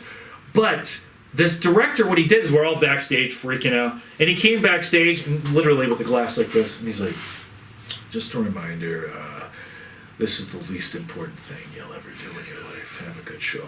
And it took it total perspective. And he's also a guy, he's not the only guy to say this, but he's one of the first in my life to see, he goes, like, you know what the greatest 2-word prayer is? He's like, fuck it. So it's helped me greatly because any time in my life where I get thinking, like, again, remember my autobiography, none of this is going anywhere. So anytime I get ahead of myself when I'm super nervous about a show, I always remember that wisdom.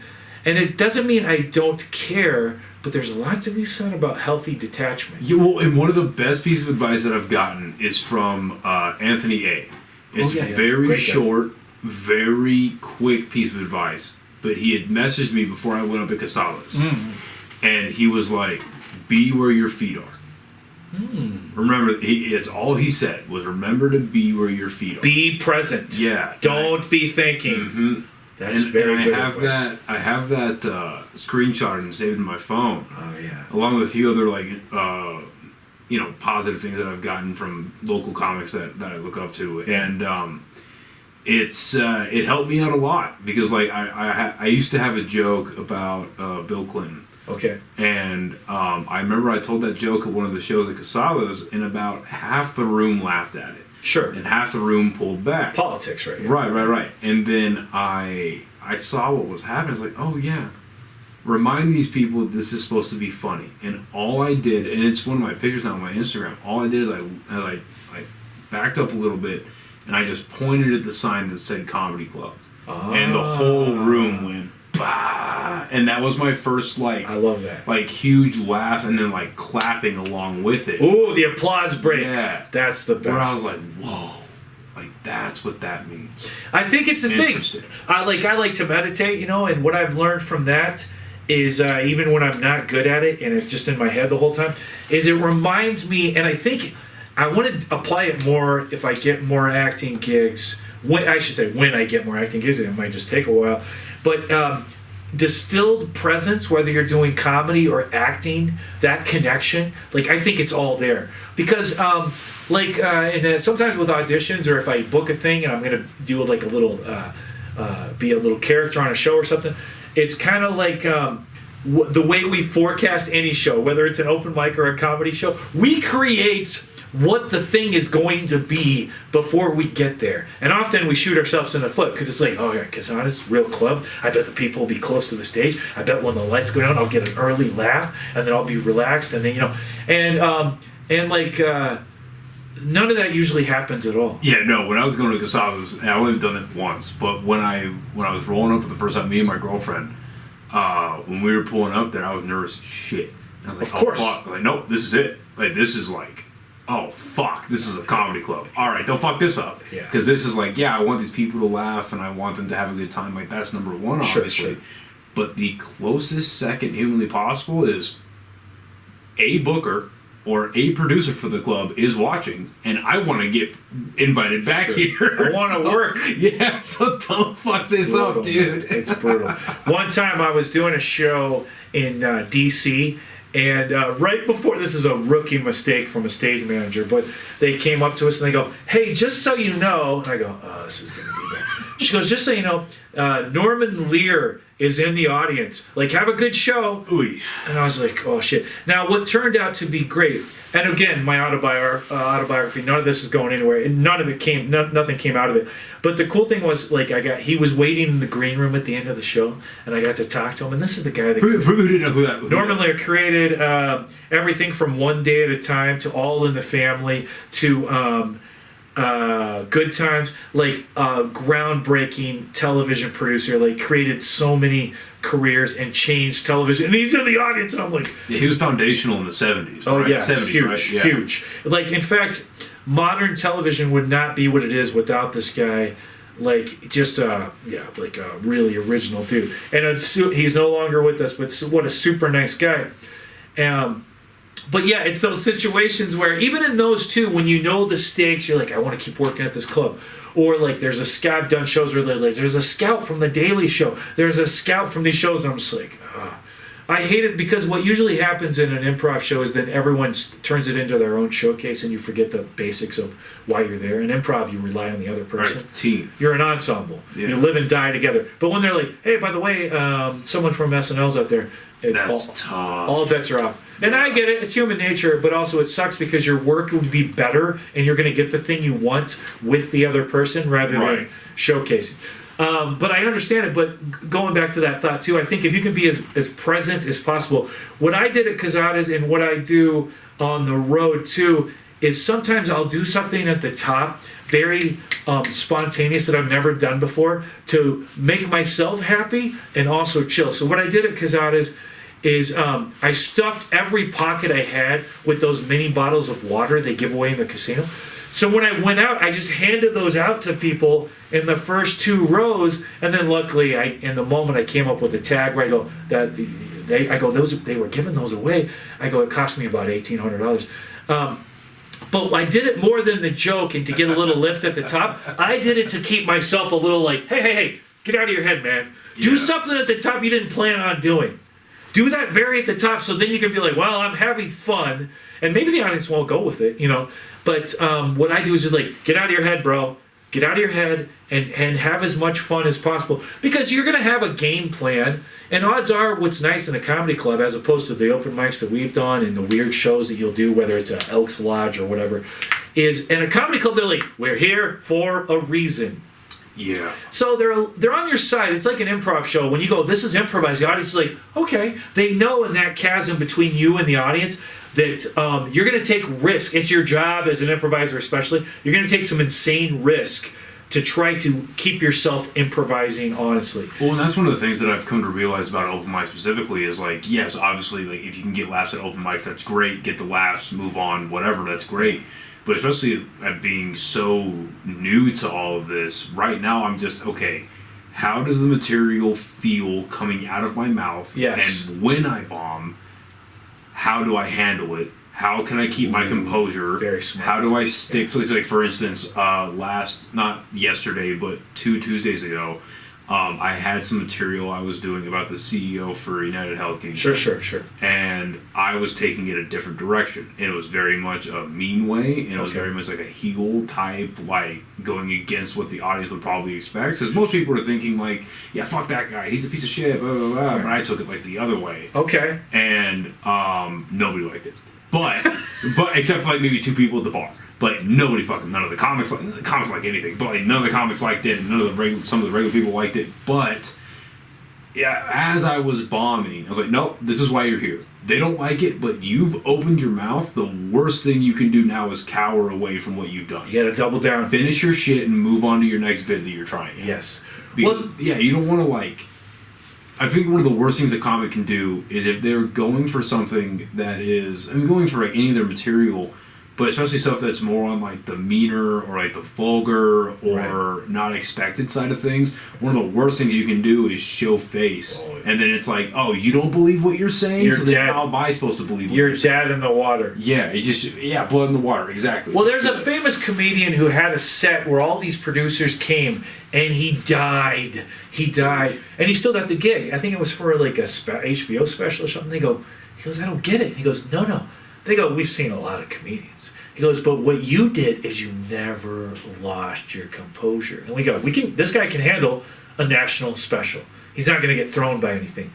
And open mics, we talk about being selfish in comedy. I'm super selfish with open mics because what I'll do, like, even if it's like 3 non-comedians, I just need a consensus of if there's something to the thing I'm trying. Because then what I'll do is I'll take it then on the road, or I'll take it to shows, and so I'm very selfish. I'm like, I just want to give this thing. And I go, well, you should be. And it's weird. You're like a gold, you're like a gold miner or something, like a old panhandler. What's it called? Like sifting for prospector. gold. Yeah, Yeah, really. sifting, yeah. Oh, okay. That'll. I go because in New Mexico, even it's a different audience than anywhere else I've been in. But still, with an audience. Okay, people say that, but how so? Well, I think we're an interesting. I have my own theories, but again, you have decades on this. Well, I think it's interesting because I think in New Mexico, not to make too many false assumptions. But let's look at open mics in general. Open mics are very difficult because often you're just interrupting people's drinking.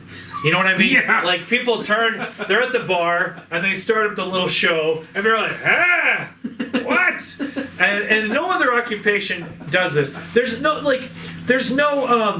administrative assistants don't go to an open type. You know what I mean? They're not like, Cheryl's going to go for 75 words per minute tonight. Let's go. And then she's getting heckled too. Yeah, there's no open mic for plumbers. Yeah. Cheryl, you're a temp. No. So it's a very unique thing where you have to take it for what it is. But I think what's interesting and kind of great, I guess, about New Mexico is open mic is also kind of like foreign to people. Like even if you go to Quezada, sometimes that's the first time they've ever been in a real. They've seen comedy on TV, of course, or SNL or something. But some of these people, it's their first time in a club. Well, I think especially today, they've just seen comedy on Netflix or on their phone. Yeah, it's like 5-second TikTok clips or whatever.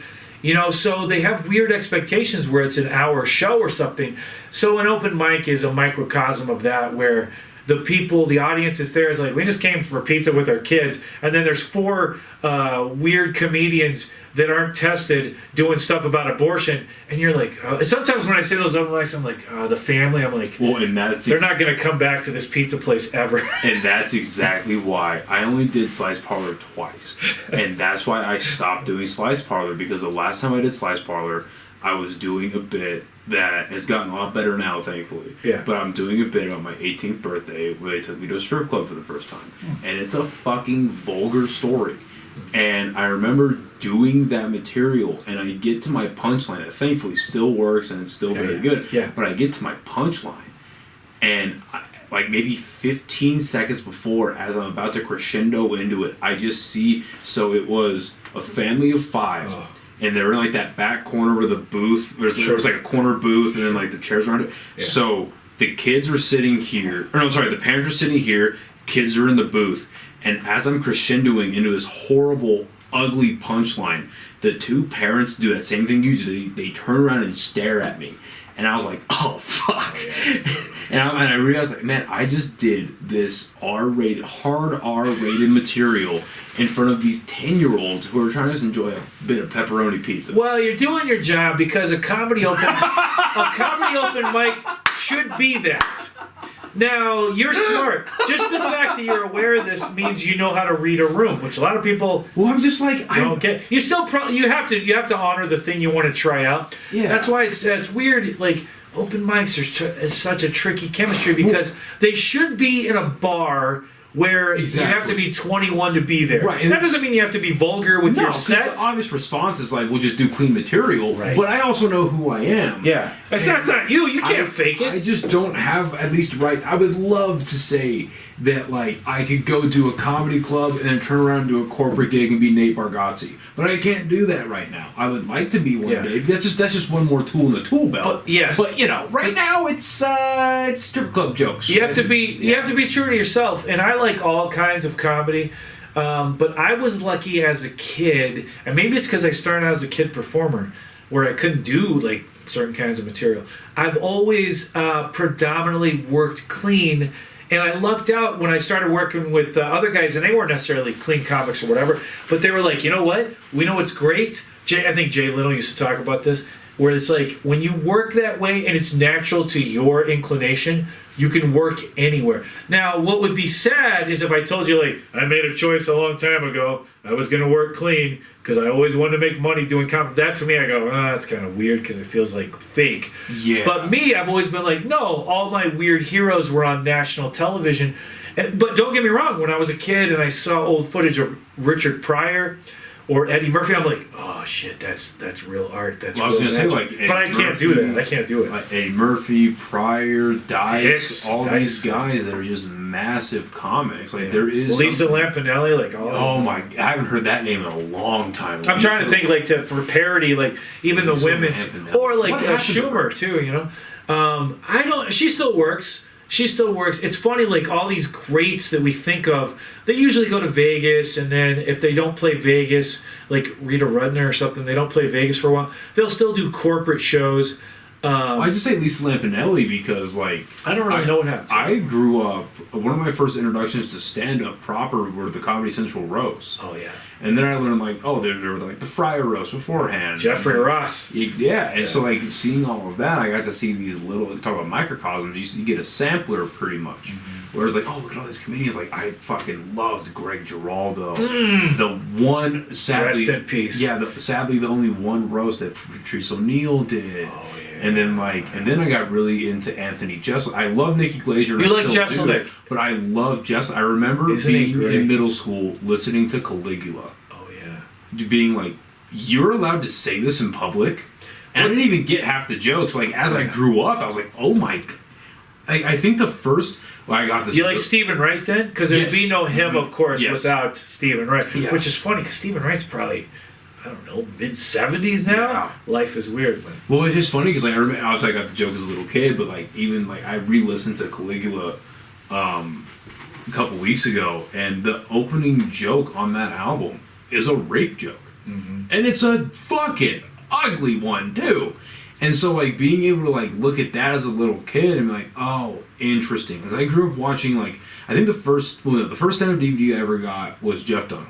And and the only reason I was able to get that, a very strong Christian household I grew up in. Okay. But I was able to convince my mom, because my buddy showed me it. And I was like, Mom, he's got puppets. It's okay for kids. I knew it wasn't. Right. I was like, Mom, it's okay for That's kids. She funny. didn't know shit about it. Yeah. So I remember throwing that into my little DVD player, my little like $80, $100 DVD player that I had, Yeah. and just laughing my ass off. But like watching that, and then as I grew up, like getting into Jeselnik and Bill Burr, and I really, to answer your question from earlier about Yeah. like where's my voice or like who do I like take a lot from? Yeah.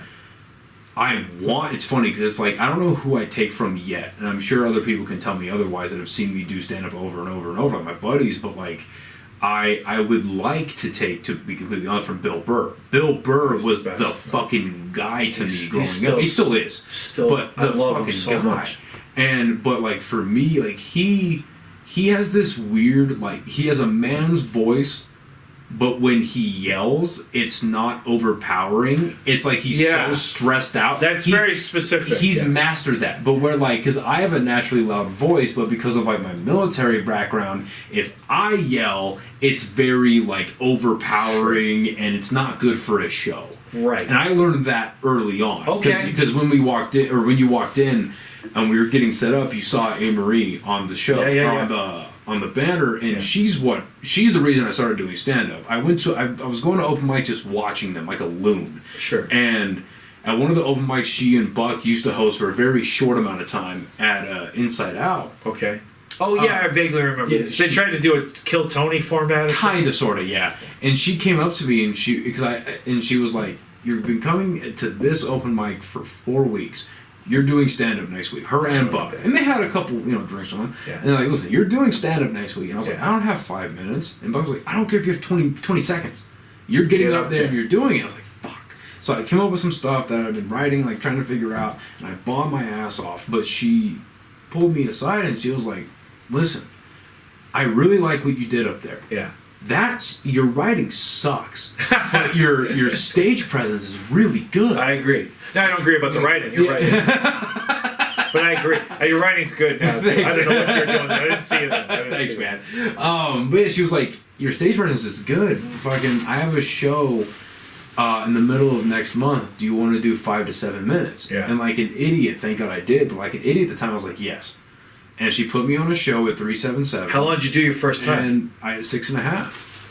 Yeah, and it actually went kind of well. Yeah, it's like, dangerous. Oh, my first time went well too. Dangerous. it was like Dangerous. oh shit, like what the fuck is going on? Yeah. And so like that between that show and the second show that I did there, the second show I bombed horribly. But like I remember watching those tapes, and one of the common denominators was like I can't raise my voice that much during a set, because that's when the audience started to pull back a little bit. It's You a know what I chemistry, mean? and I love that about comedy. Yeah. Something that's great about you bring up Bill Burr too. What I notice about you that I like is you're a man on stage, which people like, of course, but it's a perspective that is not always up there, because whether it's years of sitcoms or the times that we live in where it's people are like all males are toxic, which is fucking bullshit. But when you're up there, you have that centered, like, cool man energy. Thanks, and man. what I love about Bill Burr is he'll say things that a lot of us think, whether guy or not, but he'll do it in a way that's logical and digestible, and you're like, yes. And going back to Jeselnik too, and you do this to a degree as well, is what people forget, the times we live in, and it'll change in 5 years.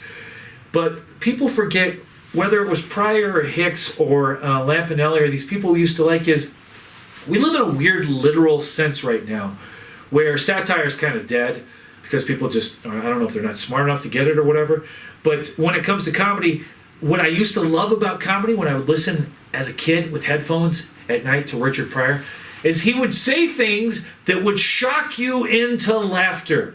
Now, what people think now, which I don't think is a thing, is they're worried that when a comedian says something, the audience will be like, yes, ha-ha, you're right. That's not the thing. The good comedy sometimes, whether it's Jeselnik or Chappelle or whatever, is you laugh because you're like, oh, I don't think that, but it's funny that you brought up that idea. I'm kind of, the only thing I can react with now is, oh my God. And people forget, like, that's a kind of a thing with comedy. Now everything's literally like, how dare you?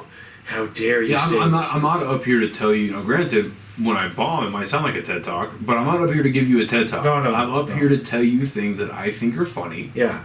and we're seeing if you think it's. What is your goal when you go up? Are you a kind of performer where do you have an agenda where you're like, I want to shock them into some laughter? No, I don't have an agenda yet. I don't have that agenda of shock. Outside of just getting laughs, Yeah. my whole thing when I go up on stage is like, okay, this sounded really funny in my head. Maybe some of my other comedic buddies think it's funny, and this might have done well at a couple open mics. But at the end of the day, I think this could be funny. Yeah. Let's see if it works. Like, let's see, and then with my material that I know works, it's Yeah. like, let's see if this continues to work with some added things, with some tweaks, with some whatever I've done to kind of carve it a little bit to make it a little more refined than last time. Let's see if the hard work paid off. And, yeah, because the one thing, because we talked about this a little bit earlier about authenticity, one of the, like, at least in my opinion, like I said a little bit earlier, like, you don't want to see a comic up there that's just saying things that they think will make you laugh. No. Like, that's fucking hogwash. And the audience, like a dog can smell fear. The audience is like, this is bullshit. like, you This is don't, like, bullshit. you're so clearly a hollow shell. Yeah. So when I go up there, I know for a fact that whether this bombs or this does well, it's something that I thought about, something I think is funny, and it's something that actually, like I came up with it organically. Yes. It's not like I saw It's a key. comic Yeah. and was like, oh, that's a funny bit, I can do it better. No, like, this No. is something that I think is funny. Let's see if this works out. And at the end of the day, at the end of your life, that's the most important thing, because what we need in comedy or anything in entertainment more than anything is originality, which is tied to authenticity, and it's something I've been working on too, to pare away to get to who I really am. Like when you start off, you learn like when I lived in the Midwest, I would play, like, if I accentuated things a certain way, I know it would work for me. So what I'm trying to do now is pare things, like this idea of letting go of things, pare down to what is, because you only get so much time in life. I'm trying to get down, like, what is my most authentic voice? And a gateway to that when I'm writing stuff is like, because I've done writing gigs where it's for commission. Like I wrote for The Onion for a little while when that was a thing. No shit. Dude, they just bought Alex Jones. That's right. They are still a thing. They're still relevant. They just bought Alex Jones for like 200 mil or some shit. So what I would have to do is craft my thing to their voice, and it was a great gig because weirdly, perversely, what I liked about it was the pressure to be like, all right, we need 20 ideas tomorrow, and then they would take 3 of those ideas. We need these fleshed out. We need 20 one-liners.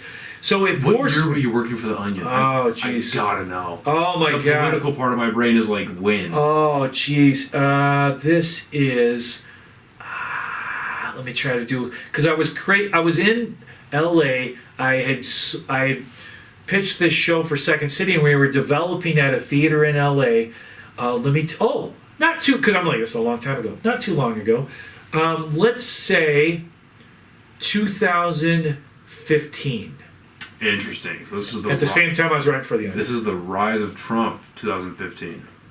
Yes, oh my gosh. Well, yeah, but that wasn't our focal point. You know what's funny? Our focal point was the massive drone program that Obama was using that no one really talked about. Yeah. So I wrote some bits around that. I remember that. That is. See, so it's right before people started talking about Trump. Yeah, there's funny little heels that you can, little Achilles heels that you can give both sides. It's like if you want to piss, I could tell people like if you want to piss off Republicans, remind them who started the COVID lockdowns, and then if you want to piss off Democrats, you tell them, hey, how does Obama feel about deportations and drones? And they just lose their mind. That's why in comedy, like I don't consider myself like a great. I don't drive my bus through satire, but what I'm thankful for, it's just the way I'm wired. I didn't do it because of satire, but I'm an independent. I'm a fierce independent because then I'm like, look at this bullshit. That's the place to Look be. at this bullshit. It's a good place to be. But you know what? I respect people on both sides of it. It's not a popular opinion anymore because our country is like sports teams. My team or nothing. Well, because people. But I respect people on both sides. And they think you're copping out. Where it's like, no. I mean, personally, because I used to find myself center-leaning left. Yeah. And as the years have gone on, I'm more in the center, kind of right, but not really. Because it's funny. It was funny. I was driving around today looking at apartments, and I was having this conversation with myself, and I was like, well, okay, where do I strongly agree on the right? Where do I strongly agree on the left? These kind of cancel each other out. I think I'm just back in the middle again. Yeah. But it's because people think that you only have to be on a team. It's like, no, you can walk and chew gum at the same time. Yeah. Like you can agree with something that Democrats say is correct at the same time with agreeing and I think where the right agrees. And personally, I think most people are like that. When you really I agree. If you were to sit somebody down like this, or like 3 or 4 people, and you're like, hey man, what do you think? All right, what do you think? All right, what do you think? Uh-huh. Well, we're all within like a 90% margin of error right now. And I hate identity politics because it closes you off. Because I love America. That's why I like veterans so much. But I love America because at our best, we're this weird, it's kind of super disjointed melting pot, the old cliche of a melting pot. But that's what I like. Like, I don't really like social media, but what I like about my Facebook account, well, I don't really ever use it, but when I look at it, it is a mix of sometimes extremes of all kinds of people, and I go, that's what I like about it. And I don't like friends on either side that go, I don't trust you because you have friends on that side. And I go, well, you know what then? I don't think I'm your friend. Well, you know what's funny though is with a lot of those people, so I agree with you first of all, because I have people in my life and in my social media sphere, whatever that means, but I see that a lot. Yeah. Where they're like, well, I believe this and I believe that. This is how this should be, whatever. But then there are people that, and on both sides, that are like, if you voted for Trump, fucking unfollow me, unfriend, like for real, unfollow me, I don't want you in my life, blah, blah, blah, blah. And then on the right, if you voted for Kamala and the Democrats, you're the fucking blah, blah, blah, blah, blah, blah. And I have a strong belief that if you took those people and just sat them down, hey man, okay, let's talk this through. What does this look like? I have a strong belief that at the end of that, you're more than likely going to fall on the side of, oh yeah, it's not as crazy as I thought it really was. And I blame a lot of that on the corporate media, which after this election have pretty much died. They're in their lame duck years for sure. But I think a lot of those people have just been swept up in whatever narrative on whatever side they're on. Or it's like, hey man, listen, like, you can agree with aspects of both sides. I promise you are allowed to. And the most beautiful thing that I love about all of this is that you're allowed to do it publicly without fear of imprisonment, without fear of death, without fear of losing money, livelihood, you know, having your family attacked, like whatever things happen in real time in other countries. You don't have to, at worst, the worst thing that's going to happen here is you're going to get an unfollow. Right. And listen, if that's your biggest concern, you are fucking blessed. Yeah. You are blessed beyond measure. It's a beautiful thing. I like that backdrop too, because I don't agree with like a lot of politicians, any of them really. But when people are really into something, like say they're really into a president or an administration or whatever, I'm like, you know what? Good for you. I'm glad you can do that. Now, I might sit back and be like, I don't trust these people. I think there's a lot of corruption on both sides. Some go farther than others.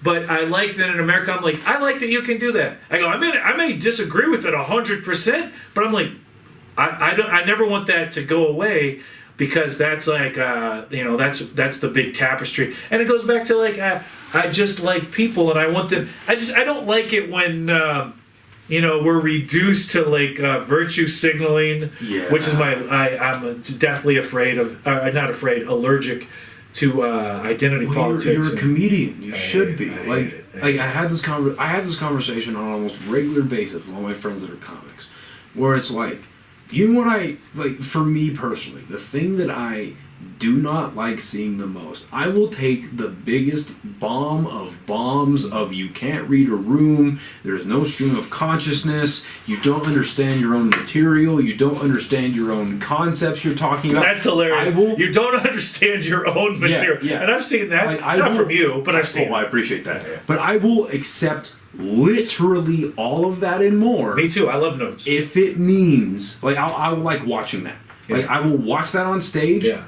Over somebody saying things to get clapper. Absolutely. Because then it's like, okay, well, we're not here to get lectured. Yeah. Okay, if you're talking about something that you think should be accepted, or you're talking about something that you feverishly hate, or anything in the middle, instead of telling me how you feel about it, what do you think is funny about it? Yeah. That's why I'm here. Right. This is, blank comedy club or blank comedy club or whatever. This is not a fucking seminar. I didn't pay $15 to go to a lecture. I paid money, or I dropped into a club or whatever, just because I want to see you make me laugh. Right. And I've been lucky in my time doing this stuff too, where I favor I like weird quirkiness, and I like doing that, and I like kind of messing around with an audience, but I don't do anything like that. And it's only because I'm not built that way. I like guys that can do it. I remember one time on a ship, I worked with this great comedian, and he was the most political comedian. Because on ships, you can't do that. It's a network audience, and there's expectations, and they're like, in your contract, you can't do this, can't do that. And I go, great. Really? Oh, yeah. I go, great, no problem. So is it saying, I have to ask you, because I've heard about different things in contracts or with different venues. Are they saying, let's say, per era, you can't make fun of Bush, you can't make fun of Obama? They're not that specific, but they are smart, because you also have to, goes to reading the room. On a ship, people are on vacation. Right. They're not it's an entertainment option on a ship. I don't think I've met any cruise passengers ever that are we took this because we wanted to see live comedy. Right. They're at night after we've been in Bermuda all day, let's go to dinner, and then let's go see this. What is in the program? Whoa, a comedy. That's usually their thinking. Right, yeah. So they're smart, the people that our managers and stuff that book us. But what's kind of funny, what I love in a contract, it will be no graphic references to politics or sex. And then the first thing when I get on these ships is your contact person, whether it's an entertainment manager or a cruise director, is okay, you got 2 adult shows tomorrow night, and we really like it if you push it. And I'm Me, it's not my style anyway, so I'm always like, okay. But, Yeah. But with my weird improv, with my one-man improvisation set that I do, I've been there, and again, I fell into this. It's just how I'm naturally built, where because of suggestions and how I deal with people, they set the tone. So in a court of comedy law, if they're like, wait, the show last night, someone yelled out dildo, I'm like, yes, someone. Right. I did not say that. With the onus on I go, I did not say that. They did. Now I can make hay out of it, but I'm no dummy because I've done enough of these corporate gigs, and that's basically what ships are. It's a giant corporate job.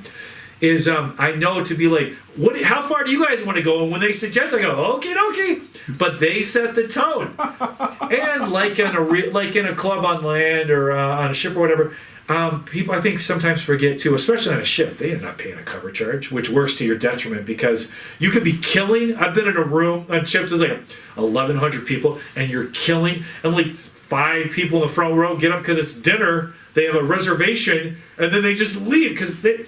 That's the thing I like about a comedy gig locally, or if you're doing a tour or whatever, where they're there for comedy. Psychologically, if an audience pays just $5 to see the show, it's way different than it's like, free show! Then the audience is like, free? How good could it? Psychologically, even if they don't say it out loud, it's not only that, but what, and I found this, because me and my buddy, AJ De Leon, we put on shows here in town. We've got a room downtown, and we've got a room up in Rio Rancho. Oh, cool. And what I found is that if you are, now granted we've been very lucky because the venue, I mean, both venues have been fucking awesome to us. Nice. Both Safe House downtown and the block up in Rio Rancho. Yeah. They've both been great to us. But like what's interesting is, so he used to run a show, before we started doing Safe House together, he was running a show at Tractor Wells Park. Oh, cool. And where Rusty does his First Fridays. Yeah, the contest thing. Yeah. And so he used to do his showcase there once a month. And what was interesting was that if it was just a free show where anyone could walk in, it was kind of haphazard, kind of whatever. But then if you added a $5 cover charge, for me, what I pulled out of that was, oh, you are meeting expectations at the door. Where it's like, hey, listen, guys. Yeah, it's $5, whatever, but it's a comedy show tonight. Yes. Shut the fuck up and pay attention. You're right. You know what I mean? Yeah. Whereas if it's a free show, like you were saying, it's like, oh, it's free. Man, fuck these guys. It's a free show. They're not that great. Ain't a bunch of local yahoos. That's it. But it's like, even just $5, it's like, all right, it's a comedy show. Let's get a seat, let's get a couple of drinks, and let's enjoy the show. It's a psychological expectation, really. We're at a show, underlying show. Now, I tell the other end of the spectrum, which I try to not ever think about, but this tour that I've been doing, sometimes the tickets are like $120. And so when I'm backstage, I'm like, don't think of any of that. don't even, nope. I try to, I'm like... I paid $120. And one of the 3 people sucked. That's $40 down the drain. Like, especially in a casino, you know, like sometimes they really jack up the prices, which is weird because also, paradoxically, they also give away a lot of tickets because there's all these high rollers. But like sometimes I'll look at, like, for hell of it, I'll look at Ticketmaster and I'm like, $175. And then, you know, those are VIP tickets. Those are like VIP. And that's also Ticketmaster. Let's be honest. Oh, you're right. I mean, that's the base. You imagine what it is after their service charges? $250? Ticketmaster. And when me and my buddies, we tried to go catch, we just wanted to get decent tickets for Mark Normand. Oh, did you see him? No, we didn't get to. Oh, he's great. Well, funny story. I'm going to say this. I'm going to take a leak real quick. But so what happened was when he was in town, me and my buddies were going to get tickets for him. And I ended up not being able to go to the show anyway because I was at Dry Heat that night. Oh, but, cool. Which one? The old Dry Heat? Old Dry Heat, yeah. I love that. Yeah, my first comedy club was the original Dry Heat on their last weekend. You know what I loved it? Because the audience was right on top of you. Well, I know it's a very small audience, and I'm sure I haven't been to New Dry Heat. I'm sure it's great. It looks great on online. Awesome. It looks great. But that old one I love, even though it was a tiny crowd. That's the thing I always have to tamper my little weird, dumb ego. Because I'll come off a tour. What I'm doing now is like, it's an average of like 1,500 people, right? Or 3,000 people. So I go to an open mic or whatever, and of course I'm an asshole because I'm like 4 people, and then I get pissed off. And I go up and I'm like, why am I even here? But I'm like, that's the game. The game is kill your ego. It doesn't matter. A show is a show. And talk about a little bit earlier when you were saying like things you do up front that you've never done before. When I walked out on that stage, that was a huge fucking thank you and shout out to Zach Abate, and I tell him as much as I get, because Zach, he put me on the show, and that was my first time at a comedy club, and this was March of this year. No, wait, 2024. Yeah, March of this year, and I had started comedy August the year prior. So I'm only cool, like 7 months into it, That's 6 great. months into That's it, whatever great. it is. And he was like, fuck it, you're working hard, let's see what happens. And I walked up there, and I had been to Dry Heat before, like the original, and I had seen what it looked like. Sure. I'd never been on stage before, of course. Yeah. So I get up there, and I was like, oh my God. So I like kneeled down. I was like, you guys are fucking close. Holy shit. And they thankfully they laughed at it. Yeah. But when I kneeled down, they were so close to me that I could smell the girl's perfume and her boyfriend's cologne. And I was like, holy fuck, this is close. Oh, yeah. But it was Mark Norman. So we were trying to buy tickets, but like we just want to get like regular seats, like mid-level seats. They're like $60. Like, all right, sounds good. Yeah. But after fees and all that, it came out to $92. Ticketmaster's the devil. And all we were these like, ticket service charges. The devil. But then that night that I was doing Dry Heat, I did my set. My buddies came, and I had left for the night. And about 11 o'clock, I opened up Facebook, and who decided to drop in on Dry Heat? Mark fucking Normand. Wow. Because I guess Sarah was DJing at Red Door, texted Jake and Tyler, and was like, hey, Mark Normand and his feature are in the patio right now. You should go grab them. Where was his show at that he was at? It was at the like the convention center or some shit. Chemo or something? Yeah. Huh. No, it was at the convention center. Oh, the convention center? Yeah. Oh, yeah, he's So- a big draw. Okay. So they went and they were like, "Hey man, we've got a comedy show going on. If you want to drop in," and he was like, "Comedy." So he went and did it, and he went and dropped in, did like 20 minutes in front of this. And it was sold out. Like I bet he's a 65 super people. nice guy. Oh, apparently he was an angel. I think he's great. And I've seen him talk about comedy, like on interviews and stuff. He seems like a really cool dude. I agree. Yeah, and that's what Tyler was. We're gonna take a quick break. All right. I'll be right back. So that was something I want to ask you about. Yeah. Was so because of your extensive background in improv, something that I personally learned and funny that you use that example in a small club, something that I learned in Casalas Yeah. was what sold a lot of my material a lot better than it ever has was my facial expressions, it was my gestures, and it was, and I'm learning this more and more that I do stand-up is like a make and break moment for your material is your confidence, right? Absolutely. And from your That's the confidence foundation. is your body language, your facial expressions, and whatever you want to do, whether you're, I'm going to use extremes here, but whether you're super expressive to like a Robin Williams, Jim Carrey level, or you're a very deadpan Anthony Jeselnik, wherever you are on that spectrum, as long as you're owning what you're doing, it's going to sell your material, right? That's it. So what skills, what learned attributes are you pulling from your improv life? Where do you pull from that and apply it to your stand-up? And when did you start? And I kind of want to apply this as well to your personality and your voice on stage. Right. When you're learning all these things and you're applying to stand-up, when did you find out, how important facial expressions, confidence, body language, all of that, how far into it did you figure out how important that is and that it was working for you the way you were doing it? Right. And then secondly, your voice on stage, same exact thing. When did you find out, at least, not even find out, but when you started to get a groove on what your voice was on stage? And I asked that second one too, I want to attach that to because I know that's something that I'm going through, and I'm going to go through it for the next few years. Sure. Right? And that's something a lot of my other comedic friends or comedian friends are going through as well. Like, when did you start finding what your voice was and how well it applied to you? That's a good question. I can encapsulate it because I've been teaching, so it's top of my mind. When I teach improvisation, it reiterates the very things you're talking about. Because improvising and stand-up and any type of comedy, also magic, performance magic, oddly enough, it's all acting. It's all storytelling and acting. Now, some comedians will be like, acting? I'm not an actor. But you are, because... I agree with that. Because also, what I learned... Like, I lucked out when you joined the Second City, that day you're an equity actor, which is the same union as Broadway and all this stuff. And the reason I say that is because... Can you explain that a little bit, actually? Yeah, Actors Equity, like SAG, I'm sure you've heard of, because we shoot a lot of stuff in New Mexico, is the Screen Actors Guild. The theater union is Actors Equity. And the reason I bring that up is, like, when I first joined Second City, I did it for 2 years solid. I did 8 shows a week. And like a stand-up comedian, these shows would run, 2 years is 24 months. So these shows would run like 5-6 months at a time.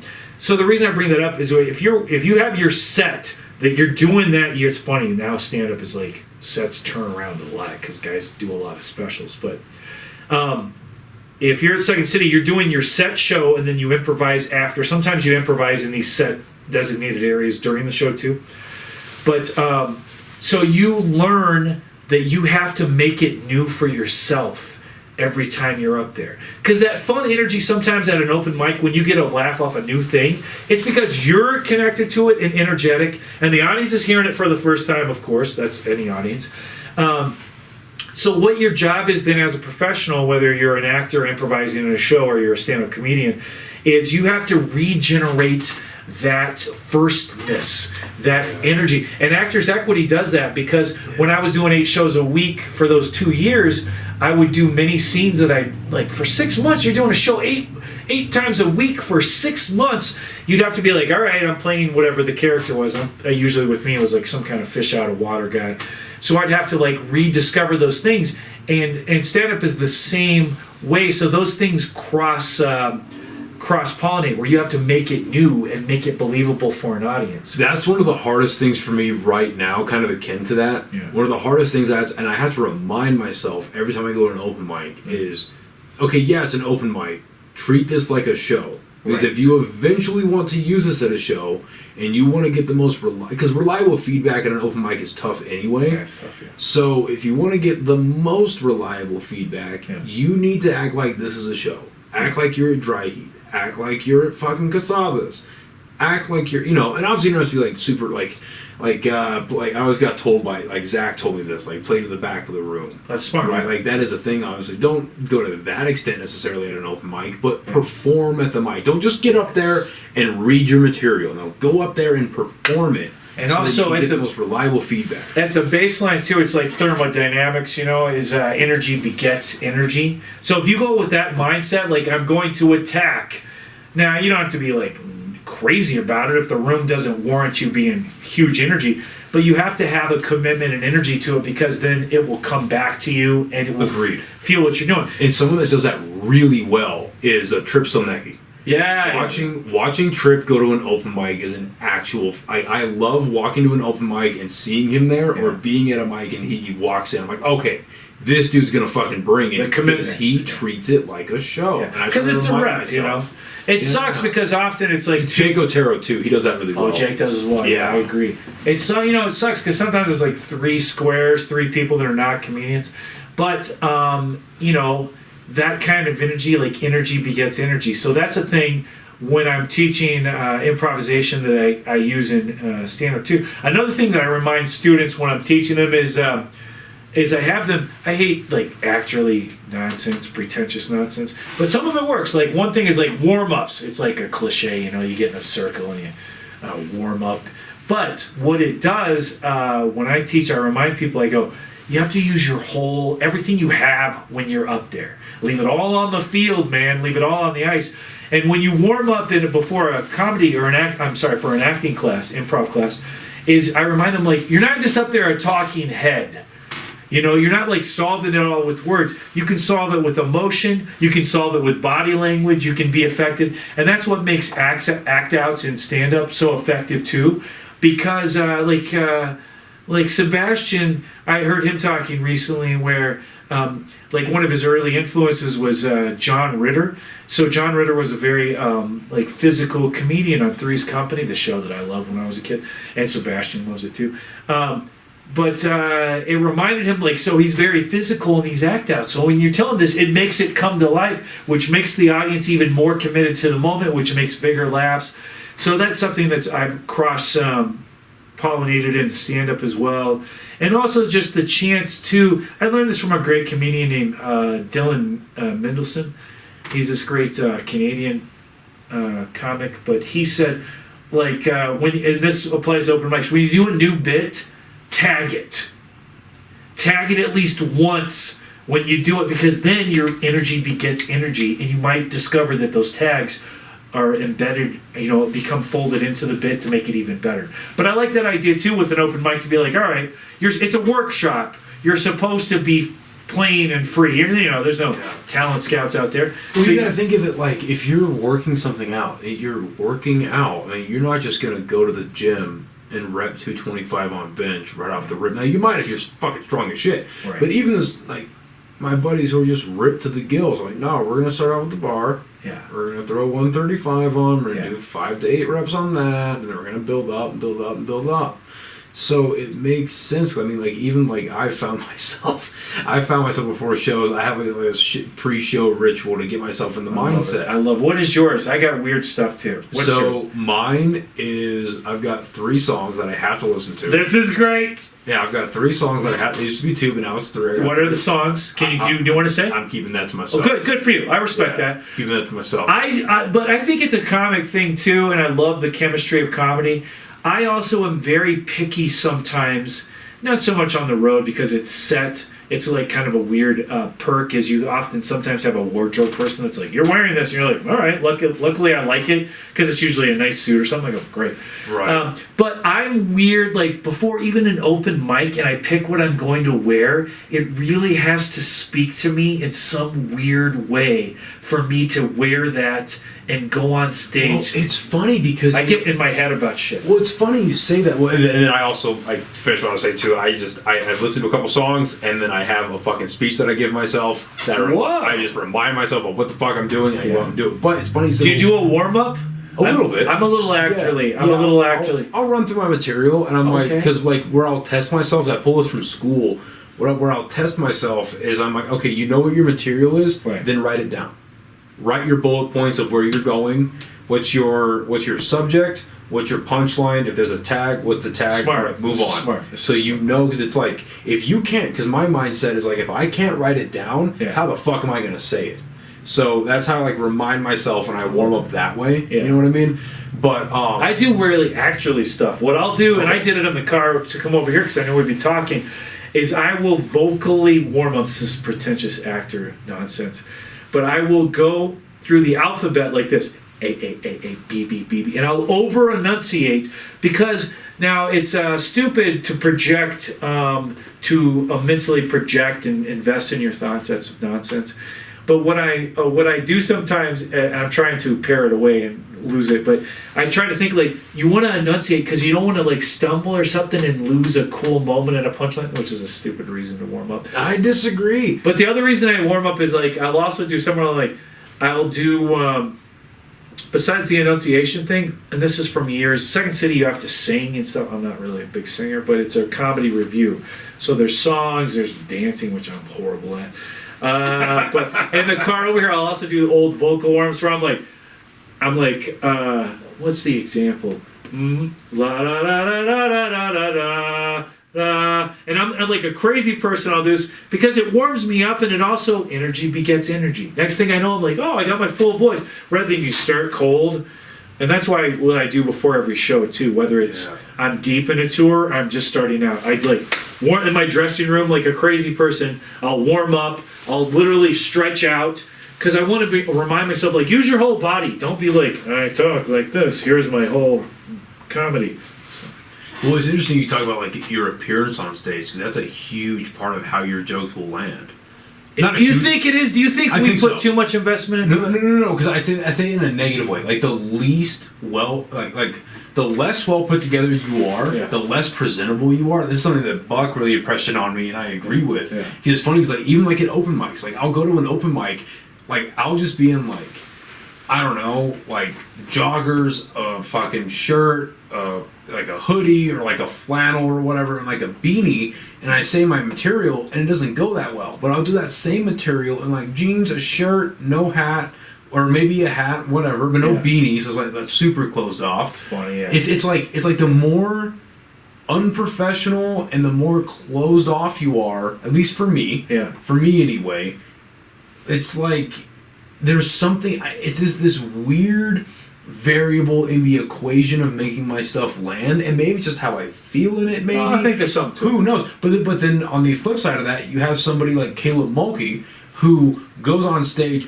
Practically, the guy's great. I think he's hilarious, but he looks damn near homeless. And I've seen that dude kill. Well, he's got long hair, long beard, beanie. Yeah. You know what I mean?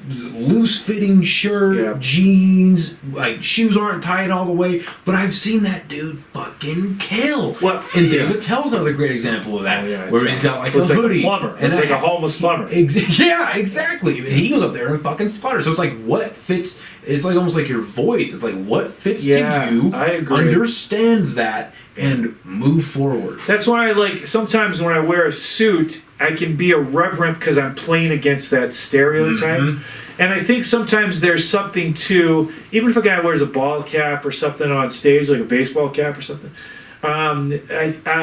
maybe we think too much of it. But it's there's a thing too when I'm teaching how to improvise. I tell people if they're wearing a hat, I'm like, lose it, because in improvising it sets you. Like if there's a scene, say you're doing a scene and you're like a French couple and you're fighting on a balcony. Like I'm not gonna believe it if the dude has an Atlanta Braves hat. I'm like, doesn't make sense. But sometimes comedy transcends that too, you know, like Tell's a good example. Yeah. But for me, I like that old adage of like dress a little bit better than the audience, because if nothing else, to the audience you're telegraphing, I take this serious and I might know what I'm doing. Right. As opposed to like, you know, the only pet peeve I have, I'll let people do anything. I don't care if they're wearing, you know, they've never seen a dress shoe in their life, or they're wearing like a beat up shirts or whatever, even the beanie, like you said. The only thing, it's funny, the only thing I hate is I will discount a comedian that wears shorts. Yeah. There's something about it, because I'm old school showbiz. I like the glamour. I got to play. Like you're showing your legs, you fucking pants. There's something about it I hate. It's like PE. Are you just PE? Yeah. Are we in PE? Well, it's like, on the other hand, it's like, I'm not going to walk on stage wearing basketball shorts, dick swinging for everyone to see. Like, that's not fucking... I mean, on now. Could people pull it off? Sure. But I like old school showbiz. I just played Laughlin, Nevada. I think that's universal, though. I think it is, too. I think there's something shorts are about universal. this... Well, also, I think you're right. There's also a thing, though, like, it's an evening. Comedy should be special. I mean, now there's like a billion people doing it at all times, and social media, everyone thinks they're funny. But it should be a special occasion where it's like, we got the audience, we got, maybe America, so not everyone dresses up, but it's like, we had to get a sitter, we had a valet park, whatever it is.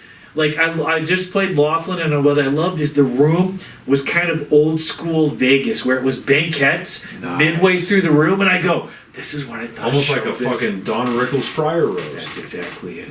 And I made a point of it. I talked about that during the show. But I think about the audience, because I always try to put myself in their shoes, where they're like, we had to get a sitter. This is our one night of maybe 3 months where we can go. And so my responsibility is to make them forget about all the bullshit in their life. It's very corny, but I believe in it. Where for like an hour, I want them to be like, oh, this is fun. And I want them to feel like I did when I was a kid, when I saw magic, when I first saw comedy. It's like, oh, in this space, anything is possible. Mm-hmm. Like, we've been beaten down by life, especially, you know, the economy, whatever is killing them. They have to work 2 jobs apiece just to feel like they can, you know, provide for their kids. So I want for that hour for them to be like, oh yeah, we forgot about all that bullshit. No, it's escapism. It's the best. No, that's what it is. And if we can do that, that's the highest calling. It's the priesthood. Comedy is impossible, so people will go like, well, why did you decide to go? Man, I don't know if I decided. I think, whatever you want to call it, God or whatever, I think it's a calling where it's like, listen, your life is going to be insanely difficult. And not because of rejection from auditions, and not because I didn't get the gigs I didn't want. What I've learned at any level of comedy, what's impossible is like, this week I'm playing a casino, a casadas, amazing. And then for a month, there's nothing. It's the valleys. It's like, it's impossible to manage the valleys. And not to make comedy sound like it's worse than coal mining. It's definitely not. No. But there is a there, and I'm starting to learn this myself, because the reason I stayed away from doing stand up for so long, because I did the podcast about 2 years or so before I started doing stand-up. Oh, wow, cool. And 100% because I got back from a deployment and I was just like, it's COVID. I want to do something. I want to create something. Smart. And I love Rogan, so why not? Needed an outlet. Yeah, I needed an outlet to do that. And I just had so many questions about the bonker shit that was going on around me. I was like, I can't be the only one, right? Like, what the fuck is going on? It's a good motive. But, you know, it's... I stayed away from comedy for so long because I've been a fan for so long, and I was like, I had such a reverence and such a respect for what comedians do. Where it's like, okay, I have no business being the center of attention. I have no business, if I'm going to be the center of attention, holding a microphone. Yeah. And then I have to make people laugh based off of things I thought about myself. Nah, leave that to the pros. Leave that to, like, the big boys. That's not me. But then as I've been doing it for this very short amount of time, I've found, like, I'm starting to, like, I didn't feel this up front. I still don't fully feel it now, but I'm starting to really understand and really acknowledge, I guess, how special and how cool, I guess, it can really be to make people forget. That is something, because, like, if you think about, like the 1920s during the Depression, like, there was still movie theaters, there were still Broadway shows that were very cheap, but people still went to do that because they wanted to forget for an hour and a half, that they were struggling to buy food. That they were struggling to stay off the streets. And that's still, like, obviously, well, it's funny, I saw a study about 8 months ago that right now, if you do it numerically, that we're in a worse depression right now than the 1920s, but just because of the quality of life has improved so much right now, it doesn't feel as bad, and there's more money circulating. But with everything that's going on right now, with how horrible the American economy is right now, how stressed out everybody is, I feel like it's gone on a little bit after the election, but people are still stressed out. People are still up in arms about what's going on politically, economically, whatever. If people are buying a ticket, and even if it's a free show, because what I think it's obvious to everyone who thinks about it for longer than 5 seconds, what's more valuable than money is time. They're still going to spend their time at a show, because all the shows that me and AJ throw are free. So if they're still going to make the conscious decision to go to Safe House or go to the Block, wherever, and they're spending an hour to an hour and a half, 2 hours long at these shows, make it as great as possible. And if you're able to do that, I mean, that's something really fucking special. If you're able to make people forget about what's going on in their lives, whether they're these young couple, 20-year-olds, whatever, they're in the process of falling in love, or they are the young or the old married couple or the middle-aged married couple that got a sitter, and maybe they're traveling or whatever it is, and they just still decided to come see you. That's something really cool if you can make these people forget. Yeah, it's an honorable gig, and for better or worse, I always say I've lived my whole life by chasing fun. I think it's the most fun you can have to create fun for other people. So for a little while, they're like, oh, and it's at the end of the day, it's also the human experience where we are all connected. So if you remind people of that for a little while, they're like, hey, I'm with you. I just happen to be a guy that sees things a little bit different, and I'm very fortunate to get to do this thing. Well, you also have the balls to say it in public. Yeah, exactly. I think you were talking about that a little bit earlier with someone like Bill Burr, where it's like he's saying the thing I wish I could say, or he's saying it in a way that I wish I could say it, or I haven't thought about it like that before, but that's exactly how I feel. Like, you're spot on.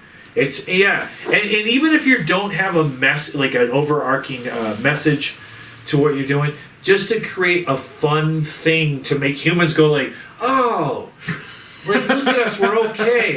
There was another human up there, whether I know them or not, whether they're famous or not, and for a little while we were all like, it's gonna be all right, man. It's gonna be all right. And it's good for us too, because it's often very difficult to do comedy. So when you have those kind of wins, you're like, oh yeah, this is why I do it. I want to take it back a little bit to when you first started doing cruises. Yeah. Because that's such a different environment. It's insane for stand-up in general. Because, I mean, again, it's a group of people, isolated, in the ocean on a floating platform that just happens to have a lot of cocktails, a lot of food. Tons. Thank God it has indoor plumbing. Yeah. And, it's a very weird environment. Cruises are a weird concept in general. It's insane. It's like, hey, we have all of this right now. Imagine if we were floating. Like, it's just strange, right? But it's a luxurious thing people do. So now you're adding stand-up on top of that. When was your first cruise gig, and what was that like for you? Well, I was lucky because when Second City called and said, hey, we're going to do this thing with cruises. I never thought about cruises. I remember when I was a kid, my parents, that's how long ago this was, they went on a work cruise for like an insurance company, and my dad brought home a vinyl album of The Comedian. And I listened to it, and I was like, shit. So I planted some weird seed. And then a flash forward in high school, my church wasn't going to do a senior trip. So this church I didn't belong to was. So I started going to that church so I could do this. Plus this hot girl that I loved was in the church. It's so, okay, it's just, I don't know, it just made me think of this. It's so funny. So when you're in basic training, they let you on Sundays, they let you take time in the morning to go to church, right? And they have denomination, like they have like the Christian non-denominational, Catholic, Jewish, they had Buddhist as well, and they had like another one too. Yeah. And it was funny. It was funny because each church service offered different amenities. Oh. Like it was like if you went to the Christian church, it was like an hour long, but like there weren't a lot of drill sergeants there, so you could fall asleep. And then it was like if you went to the Jewish, I'm not making this up, this is not a stereotype. Yeah. If you went to the Jewish service, I didn't go, but like my friends that went, because I had friends that would like go to, like they would sample different services, right. To get different, like, what are the benefits, what are the amenities. If you went to the Jewish service, you got bagels. And then, I'm in. So they were all going to different places to get better. That's made me think of that. That's so funny. But I did. I go, you guys are doing a senior trip? And this girl I like there, this girl named Vanessa, I go, Vanessa's in? So I started going. So anyways, this is so weird. It was a cruise out of Los Angeles, and me and this buddy of mine, he was a really good guitarist. So when we went the cruise stop like LA to Ensenada and some couple stops in Mexico, which is ironic because now I've done ships where we stopped in these same ports. But he bought a guitar, and no joke, he and I would sit on the landings of staircases on the ship, and I would improvise funny stories and songs, and he would play, and huge crowds of passengers would gather on these staircases, and that's what we did our whole cruise. So now, flash forward, You're I'm like on 17, 18 at that point? yeah, I'm like 18. Okay. And flash forward now, as an adult, I'm on in the middle, like I'm about to do this, I'm about to go on a ship for 3 months. And part of the weirdness of it is I'll pick up this brand new ship in England, and we'll take it to Boston. So that's 7 days in the middle of the Atlantic. Here's the thing, I think Mark Maron has talked about this too. What's weird about ships is, say, now I'm not bragging, I'm just saying I have a very accessible style. So this doesn't necessarily happen to me, but I know comedians where like the first night they have their show and the audience does not care for them at all. You're trapped with these people for 7 more days. 7 days of these people that hate you. They don't know you. They just hate your comedy, and then they see you at the buffet, and they do shit like, oh, that's a fucking. They hate the idea of like, you. look at fucking Tony getting pancakes. You know, so and you're trapped. You can't go anywhere. Well, I had that moment at Casadas. Because you've seen my act. Yeah. It's not the cleanest thing in the world. No, it's good. It's your own thing. And I got off the stage after the first show. The show's done, headliner finished, whatever. Good night, everybody. And I go through the green room, and then we were doing something back there, and then I came out to the front because everyone was pretty much leaving. And I come out, and I'm sure she meant well, and she had a few fucking drinks. They always got cocktails. Older lady, probably north of 70, 75. Yeah. She pulls me aside, and she goes, hey, real quick. I'm like, oh, how are you doing? Hey, you're like, great. And I go to shake her hand, and she grabs my hand, and she goes, I just wanted to say, grip tightens a little bit more. You should really read the room. And I'm like, thank you, ma'am so much. Thank you so much for coming out. And she's like gripping my hand a little more. She goes, yeah, we're a very liberal city. And I'm like, yes, ma'am, I understand. I'm born and raised here in Albuquerque. I say that. She squeezes more. And for a I don't like her at all. For a 70-plus-year-old woman, she had a grip. Like, my God, she was an arm wrestler or some shit. Well, she's at a casino. It's a slot arm. See, ladies and gentlemen, that is a year and a half of stand-up comedy, and this is decades. No. Anyway, so she goes, I'm like, yes, my born and raised in Albuquerque. She goes, oh, where in born and raised in New Mexico? She goes, where in New Mexico? I'm like, Albuquerque, ma'am. Squeezes a little more. North Valley, South Valley, Northeast Heights, Rio Rancho. And I'm like, sounds racist. And I'm like, South Valley and the West Side, ma'am. And I really have to go and find my girlfriend. She goes, well, she's your girlfriend, right? You don't have to go find her. She'll be there waiting for you. And Who is this person? Yeah, I'm not making this up. This is 100% real. I'm like, ma'am, thank you so much for coming out. And her friend behind, maybe like 8 years younger than her, she like pats her on the shoulder and she's like, hey, let him go. Let him go. Live. Yeah, and she goes, oh, I'm sorry. I'm like, no, ma'am, you're completely okay. I'm so glad you were here. Have a great, Isn't it funny? And as an audience, they're great, but sometimes as individuals, you're like, this isn't. Yeah. I had a weird thing. This is very self-congratulatory, but when I first started on ships, I would just open up for guys, and I loved it. I'd open up for comedians, and it got me a lot of reps early on, and it paid pretty good. So I didn't care. I was making money. I would just do 15 minutes before 2 different comedians, and I learned a lot. I'd already done Second City at that point, but I learned how stand-up was a little bit different when you're applying it in these comedy clubs that they create. Can I ask you a quick question actually about opening? Yeah. So I would imagine, and again, this is obviously coming from a strictly just stand-up only. Yeah. The skill in opening, because again, with stand-up, you're by yourself, 100%, it's just you. Yeah.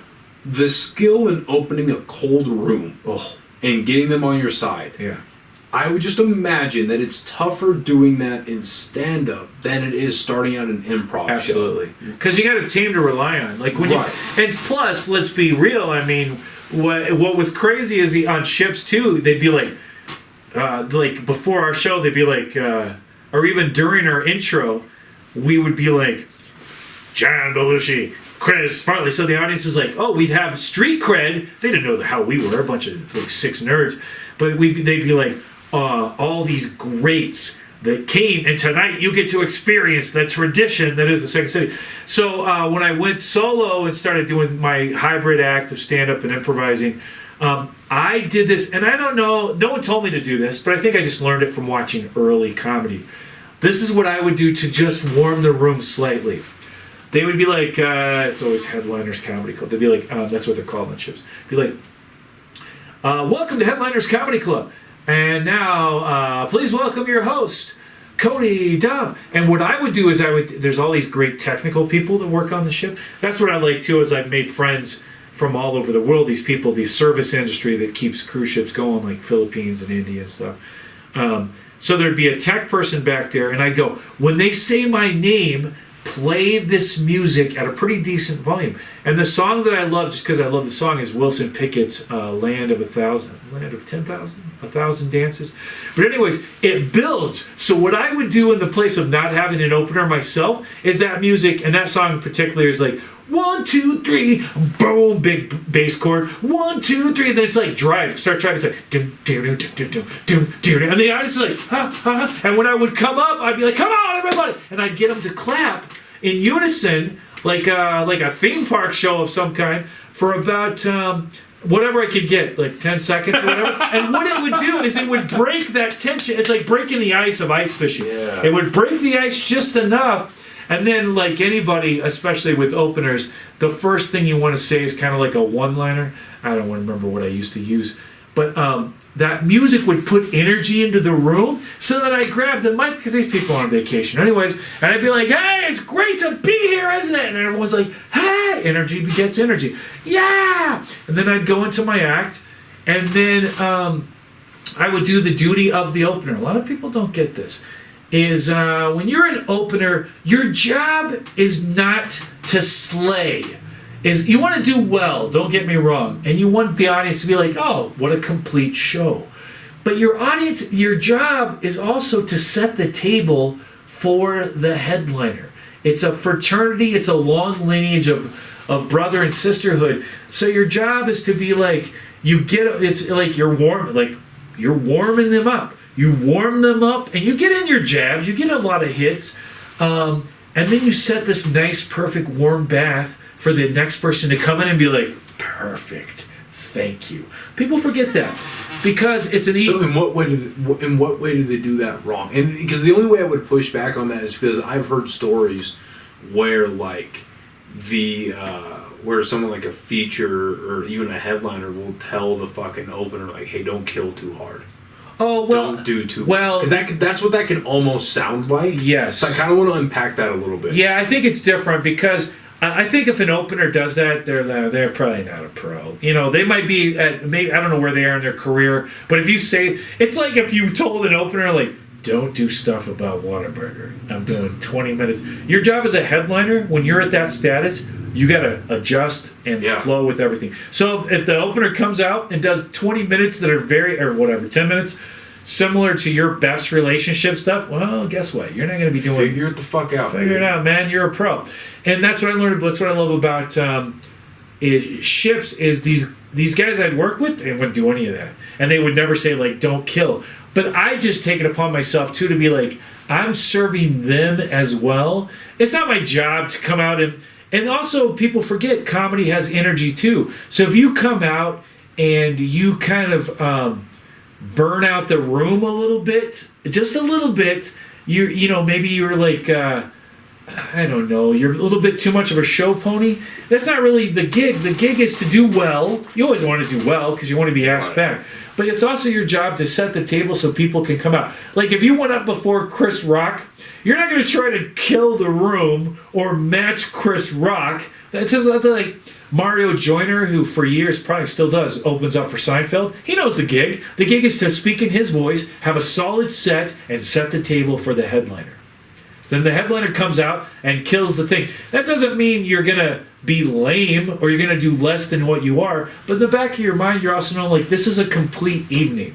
You're serving a complete evening of a show. So, but the argument against that would be, would you not want to put your best performance forward so that it sets up the feature better? So they're already there for a hot room. They can walk in and just do what they're doing. Yeah, I agree. And then because like you were saying before, energy begets energy, momentum carries forward. Yeah. So you do your best, the best that you possibly can. Right. Put it all out there. Feature comes out. Kills. Yeah. They have to put their best foot forward, obviously, provided they do well. And then now the headliner is set up for only dunks all night. Yeah, I think you're right. I think it's semantics too. Because it definitely is, but I'm curious about that. Both as someone who's brand new to stand up, but just as someone who I do like getting into the minutiae of things sometimes. Yeah, I mean, I've been in shows where like the opener comes out. And maybe it's just the energy of performance too, where they're acting like the audience is there to see them, so they push a little harder and they hit their punchlines a little bit more, and sometimes it does them a disservice. But they're giving like closer energy when they're not realizing it's a puzzle piece of the evening. It's hard to explain. Oh, no, I see what you're saying because the way that's kind of digesting to me is that. You have an opener coming out thinking that everyone's there to see them. So it's not that they don't put enough energy into it.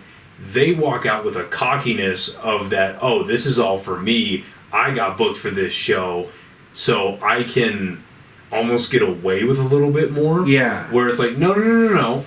You're the opener. You're the feature. Yeah. You need to put as much work into it. It's almost like not the inverse of what you were saying, but it's like it's just a different, like, another avenue into it, at least to me, where it's like, no, you don't get away with as much as the headliner does, because more than likely the headliner is a tenured comedian that everybody knows. Yeah. You're the opener, so you need to do your material the best that you can. Yeah. Whereas the headliner, not saying that they're obviously, like, in theory they're better than the opener of the feature, but like they are.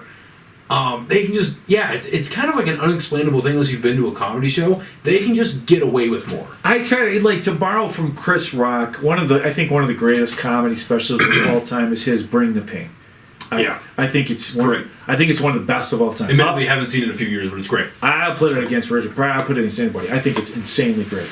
And here's an example. Like, say you're the opener, and I've seen this happen. Sometimes guys open for me or whatever, but... And then say, I think this is a good way to explain it. Say at the end of the set, to emulate Chris Rock, the end of this opener's set, and I'm borrowing from Chris Rock, especially like, I'm on the driveway, I'm next to you, I love it. Yeah. That is not an opener. Right. Don't do Yeah, that shit. no, Don't do that shit. And yeah. I've seen people do that. I'm like, what are you? Just the energy of like, what are you doing? Like, you kill, yes. Do your best stuff, yes. But there's a chemistry and there's a presentation. Don't make style. them feel like the show stopped with them. Yeah, and don't make Yeah. them think that you Or stops with you. that you rather. think Yeah. you're. I see what you're saying. You know what I mean? It's just in a presentation style. The material should always be good, and it should be a complete evening. And yes, do your best. That's the job. But it's also a presentation style. Like, be like, all right, pull it back a little. No, I think that's a great example. No. I think that's the perfect way to put it. Like because then, like, if I did, again, it's not really my personality, but at least right now anyway. But if I were to do that opening for fucking Caroline Ray, people would. Did you open for Caroline Ray? Yeah. Hey. People would look at me like, who the fuck is this idiot? Right. But if it's I just presentation. but then that's not the job of an opener. That's also not my personality, so it would come off as phony. But if I just finish with my material and they're all like, that's funny, and they move on with it, then I'm like, then I just be, I did You've my done job. the job. I warmed you guys up. Yeah. And it's funny because like now I'm really starting to love, because like one of my goals about the middle of the year, because I heard so many people, both like my friends that are comics and on comedy podcasts, and they talk about how hard hosting is. Yeah. It's a skill set. It's a skill set. Or I was like, I made it like my mission this year, where it's like I'm gonna get comfortable hosting, and I want to get good. I'm not good at hosting, I don't think yet, but like I know I've done well, but it's like a regular routine. You know what I mean? Right. And I've made it like my mission. Like, no, I'm gonna get good at hosting, because if I become a good host, now I'm applicable to almost any type of comedy show. Yeah.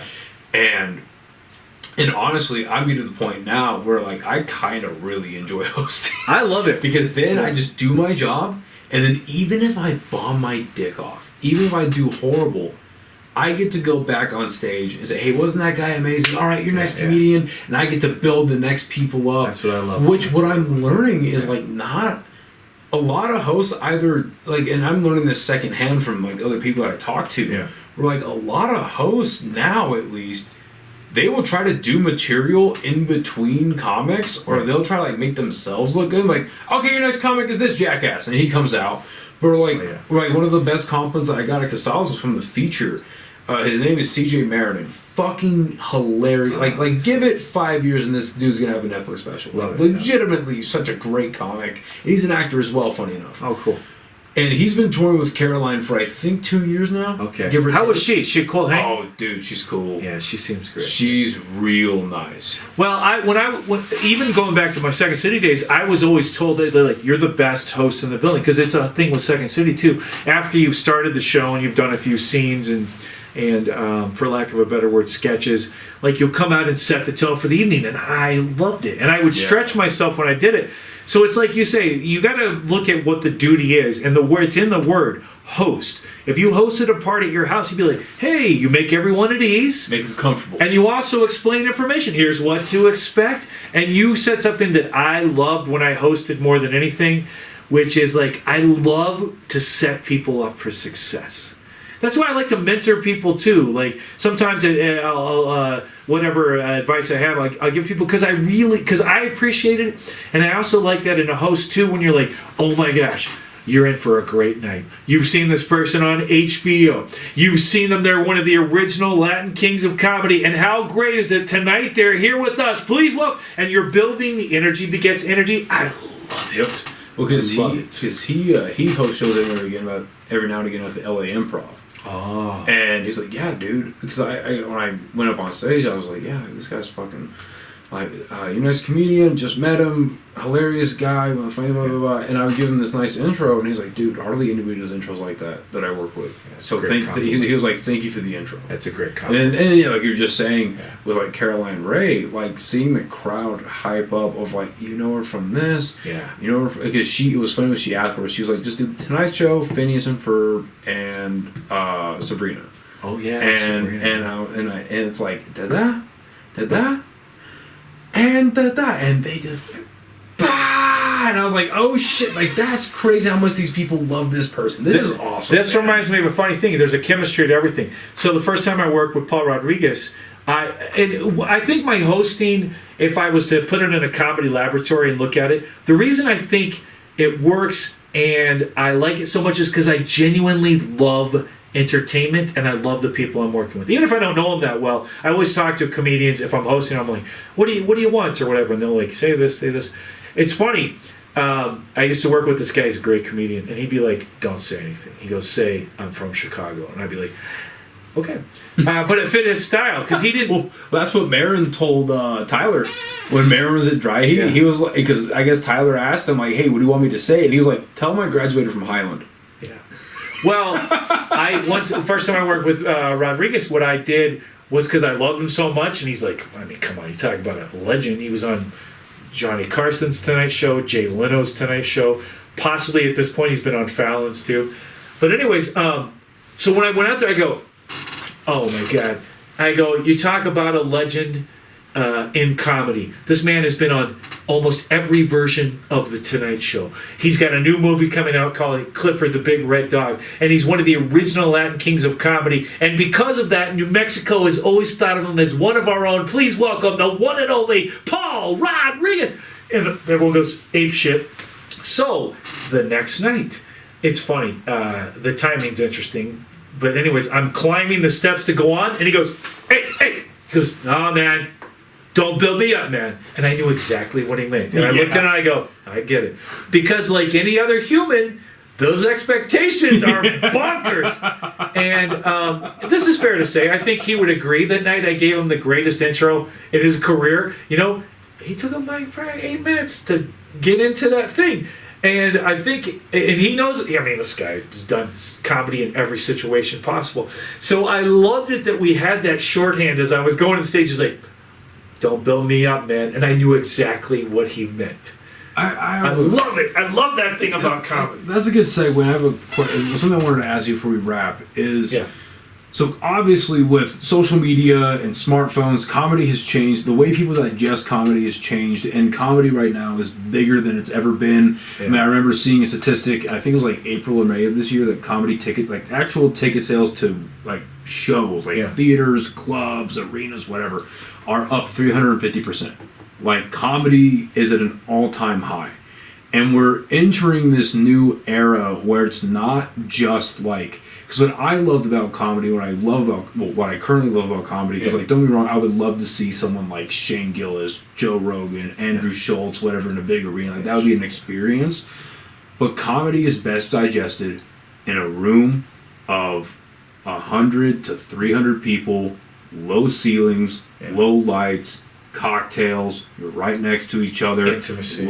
Intimate. All the lighting's on the comic, all of that. And you bring up somebody like Paul Rodriguez, who, again, just like Letterman, was one of the... I mean, he was the golden boy of the Comedy Store for Mitzi Shore. Yeah. Like, that's the era he came from. And now that we're entering the era of social media and smartphones, just positive, negative, whatever, what do you think about the way comedy is evolving, where a lot of people are getting it on Netflix, they're getting it at home, they're getting it on their phones, and then maybe it's changing expectations, maybe it's just changing expectations, setting up different expectations. Like, what do you think about the way comedy is evolving now, where it's like, and I think it's a good thing personally, where it's like you can go to places like the Mothership, or you can still go to the Comedy Store or the Cellar, or you can go to places like smaller clubs like Dry Heat and still experience comedy that way. But then comedy's also in an arena at Madison Square Garden. And I get that's been a thing since Dice. I get that. Yeah. But just what do you think about this? And then I want to attach all of this to crowd work as well, because you're an improv guy. Yeah. There's a lot of negative connotations to crowd work comedians. Sure, I get it. Just what do you think about this new era of stand-up? Well, it's interesting. I can best my take is like, I'm super grateful that when I was born, like, comedians, when I was a kid, I would still watch them on the Tonight Show, and it was a special, unique thing. And then years later, A&E's Evening at the Improv came around, and then you could see it more regularly on cable. We got cable at the ranch, and it was like, oh, wow, I love that show. I get to see a variety of people.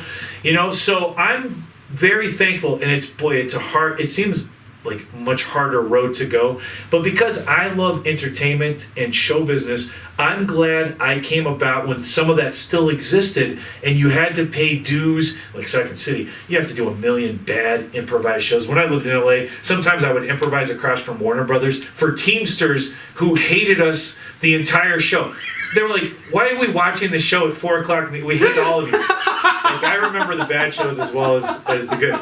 But I'm thankful for that because it was always in front of people and it was also visceral and it was a connection with the audience and with my fellow comedians, whether it was, I did some stand-up in LA too, but so I'm glad it came about when I think of like old school showbiz. Like the greats, Jonathan Winters, and yeah, even guys that aren't that generation, like Chris Rock or Jan Hooks or all these great comedians, is they did it in the clubs and they died in these clubs and they got better in these clubs and they wore a suit on stage and they put in the time and it was showbiz. What I thought when I was a little kid, that's showbiz. It's glamorous and it's great. So I'm glad that I got to experience that in little things in the weird career that I've had. But here's another way of looking at it too. I've been hired for shows where, let's say, just a way to describe someone. Say it's a TikTok comedian. Let's say that's a thing. Oh, it definitely is. Right? A viral short segment comedian. It is. Oh, yeah. So here's what's interesting, and this is a bridge to whatever comedy will continue. Comedy's always going to be around because, like you said, it made me think of when you go like small clubs, low ceilings. Think about cavemen. They were in a cave, and like Grog was the funniest caveman. They're like, Grog's coming over. So by a fire, Grog would be like, woolly mammoth, back up on the way to harvest. And they're like, oh my God, Grog gets it.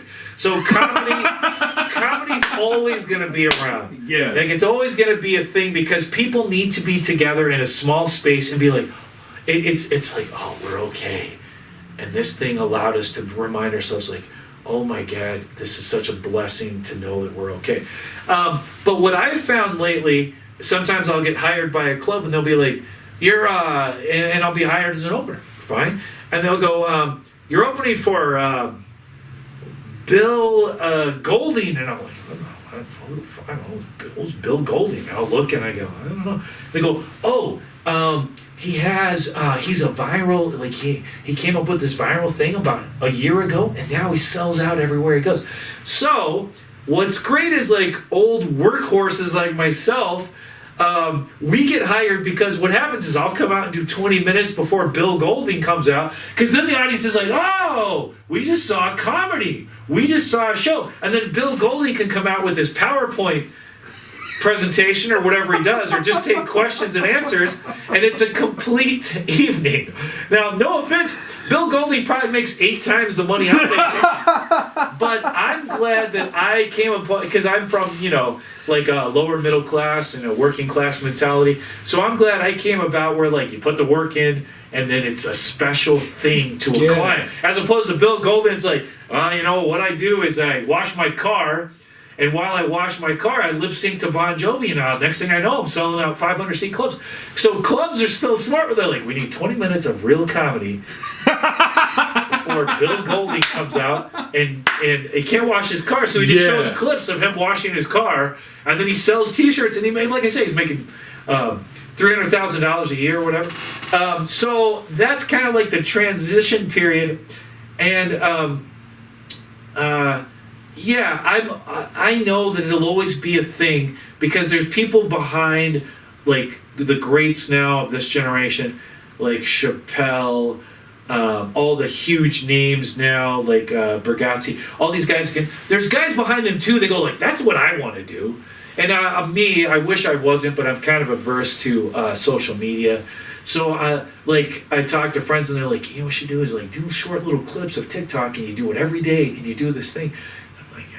Really built that way. I like old school showbiz. So I don't know what it's going to become, but it will be cyclical. It'll probably get offensive again, probably soon. Oh, it's doing that right now. You know what I mean? Oh, like Shane Gillis is a good example. I mean, have you seen Ari Shaffir's special Jew? Yeah. I mean, that's some of the most offensive religious material I've ever seen, but I still watch that. I'm like, fuck, that's good. Yeah, because you're a well. That's the thing too that I think America sometimes forgets is no person is one thing. Yeah. Every human is a fleshed out, complete kind of thing. So I think we lose track of that. But my hope is, the live performance, the aspect, the craftsmanship of it will continue. It's got to be a thing. Well, I agree, and I think that's the best way to look at it because, like, look, for me personally, I will because Chappelle's my goat. For me, he's the greatest that's ever done it. Yeah, he's great. And that form of just for me personally will always be the well written, the well thought out, the well crafted. It's clearly taken hours and hours, again, in clubs. Yeah. Regardless of where the special is shot, whether it's a giant theater, whether it's an arena, whether it's in the fucking Comedy Cellar. Yeah. Wherever this is getting shot, these jokes were crafted and built and broken down and rebuilt in comedy clubs. I'll always be a sucker for that. And of course there will be, with the new generation, like the TikTok comedians are a thing, and because it's becoming like this weird new version of like a variety show. Yeah. Right? Like that's cool. Right. Let it have its space. But if the numbers, if the numbers are indicative of anything, there is enough for everybody. This is a feast. That's it. This is a feast, not a famine. Yeah. There is enough for everyone to do their thing, and I'm a big believer in capitalism. The market will show what is working. Yes. So like for instance, people get worried. Like I hear a lot of firsthand. I hear a lot of criticism against like TikTok comedians. It's like, well, yeah, these people have a couple things go viral, and they whatever. It's like, okay, well, guess what? If these things go viral enough for them to start getting on theaters and they do great, well, they have an audience, and let their audience be a thing. Yeah, and who cares? But on the flip side, if you're so worried about that and you're so convinced that they're dog shit, and they may very well be, well, guess what? Word's gonna travel that their shows are dog shit, and they're gonna have one tour, and that's it. We're on to the next person. It's a self-correcting system. Yeah, it always will be. That's what Seinfeld always says. And what I was always insecure when I first did ships of all reason, because cruise ships used to be like, it's like floating Branson. You're like, that's where comedy goes to die. But now when I'm out there, it's my buddies that have HBO specials and stuff. And I was insecure when I went out because I'm a hybrid act. I improvise on stage as much as I do straight stand-up. And I like them both. And I was always like, they're going to be like, well, you're not a straight stand-up. But what I learned from pros that have been doing it a long time and are regulars at the store or have been on Fallon a million times or have HBO specials or whatever, game recognizes game. And so I learned very quickly, they're like, you know what? You know how difficult it is to make people laugh with quality, a quality evening, a quality set? They were like, no, dude, we love you. I don't give a shit. Make them laugh. Because my whole thing is even with crowd work, there's some guys, I forget, it's not Jimmy Brogan, it's somebody of that ilk who all they've ever done is crowd work, but it's the greatest, most satisfying evening you'll have. So I don't care. I can understand, because I used to be really into Bill Hicks, and I can understand you're like, oh, the material, the way it's crafted, it's such an art. But I'm not one of these weird guys. It's like somebody that doesn't do that is taking away from. I go, no, man. Well, because comedy's difficult as it is. Well, it's as hard as it is, and writing good material is very challenging. Yeah. But my counter to that is I get the grievance with crowd work comedians. Yeah. But again, if you unpack that for longer than 30 seconds, at least for me, would I rather go out in front of a crowd, whether it's 300 people or 3,000, would I rather go out in front of a crowd where I have my prepared material and I know where I'm going? Yeah. Or would I rather go out and basically let the audience decide? Sure. Fuck that. Yeah. I am terrified of crowd work. I will. And I'm like, as I work on my material and as I do more shows, I'm trying to include people a little more. But I would much rather know exactly where this car begins and where it parks than fucking just I'm gonna do, I'll do 15 minutes of material sporadically, but 45 of this is gonna be crowd work. Well, that's like actors, right? I've worked with actors who are very accomplished and are award winning, and when I tell them I'm an improviser, they freak out, and I'm like, I look at what they do and I'm like, oh my God, it seems insane. Like, it's so connected and in the moment, and they're terrified of improvising. And you know what? But here's my little tip. But you probably know this already. What I love is when you're first getting used to crowd work, is you have your set roadmap, but then you have little moments like, here's a very blatant example, but you're like, hey, you guys, yeah, you're a couple, right? Oh, that's nice. You seem like nice people. Myself, last week, you know what I mean? That's where I'm starting that. That's the way to do it. Training wheels. Inserting these little things. Because I like having my written material. I like having my left and right limits. Yeah. I know exactly where I'm going. Yeah. And I'm going to get good at this first. Yeah. And then if there's an opportunity to like call something out or say a little thing, like I'll do that. But like for the most part, I'm just in it. But again, it's like, did the comedian make people laugh? Did the funny guy make the funny? Yeah. Yes, then I think we're going to be okay. Do I personally like for instance, like, because if you're just gonna do because what you're talking about a little bit earlier, with being like half traditional stand-up with half improv, a hybrid, like what a lot of people can diffuse that down to is like, oh, you're using prop comedy, that's a crutch, that's a hack. It's like, okay, fair enough. In my opinion, it only becomes a hack if you're doing it because you think it'll make people laugh because that's what they want to see. Like for instance, I love Jeff Dunham. I know a lot of people don't, but I love Jeff Dunham. Just because I love Jeff Dunham does not mean that on my next show I'm showing up with a puppet. No. Because A, that's not me. Yeah. B, I'm not good at, and therefore it'll become hollow. It'll just become inauthentic and bad. So it's like, did the guy or the gal do what they enjoy on stage, and did that lead to laughs? Then I think we're gonna be okay. Yeah, it's like when mine is not a traditional act where I'll get people on stage, I'll have audience volunteers, I'll do things that borrow from both the world of improvisation and stand-up. And that's who you are. But that's the thing. That's what makes it true. Where I'm like, no, this is what I want to do. And I know there's people that are like, that's kind of different. But I kind of like that too, because my heroes also took chances where they were like, well, there's not a lot of people doing this weird thing that I'm doing. And I go, oh, I want to be that thing. I want to be something kind of different when I'm doing it. And what makes it authentic is it's true to me. And it's like, so I'm like, at the end of the night, I go, great, that's what I want to do. So even if there's a guy that's like, nah, real, that's not a complete, I go, I don't really give a shit at all what you think. I don't care. Are you paying me? I don't care at all. Yeah. You know? But also, there's room for everything as long as it's a quality, connected evening where you're making those people have fun and forget about the troubles of the world for a little while. That's what counts. So there's room for everything in comedy except jugglers. No, I'm just kidding. There's some funny jugglers. Well, listen, I think that's a beautiful sentiment to end on. Cody Dove. Thank you, brother. Dude, thank you. I appreciate it, I've man. really been looking forward to this, and this was an awesome conversation. I would love to do it again next time you're free. Let's do it. You're a quality guy, and I meant it when I saw you when we met first at Turtle Mountain, and then we've seen each other around at Slice too. And I really like your style because you're authentic to yourself too. And it's just a fun thing to get together and talk about all the intricacies of this. So I really appreciate you having me, man. It means a lot to me. Thank you. No, thank you very much.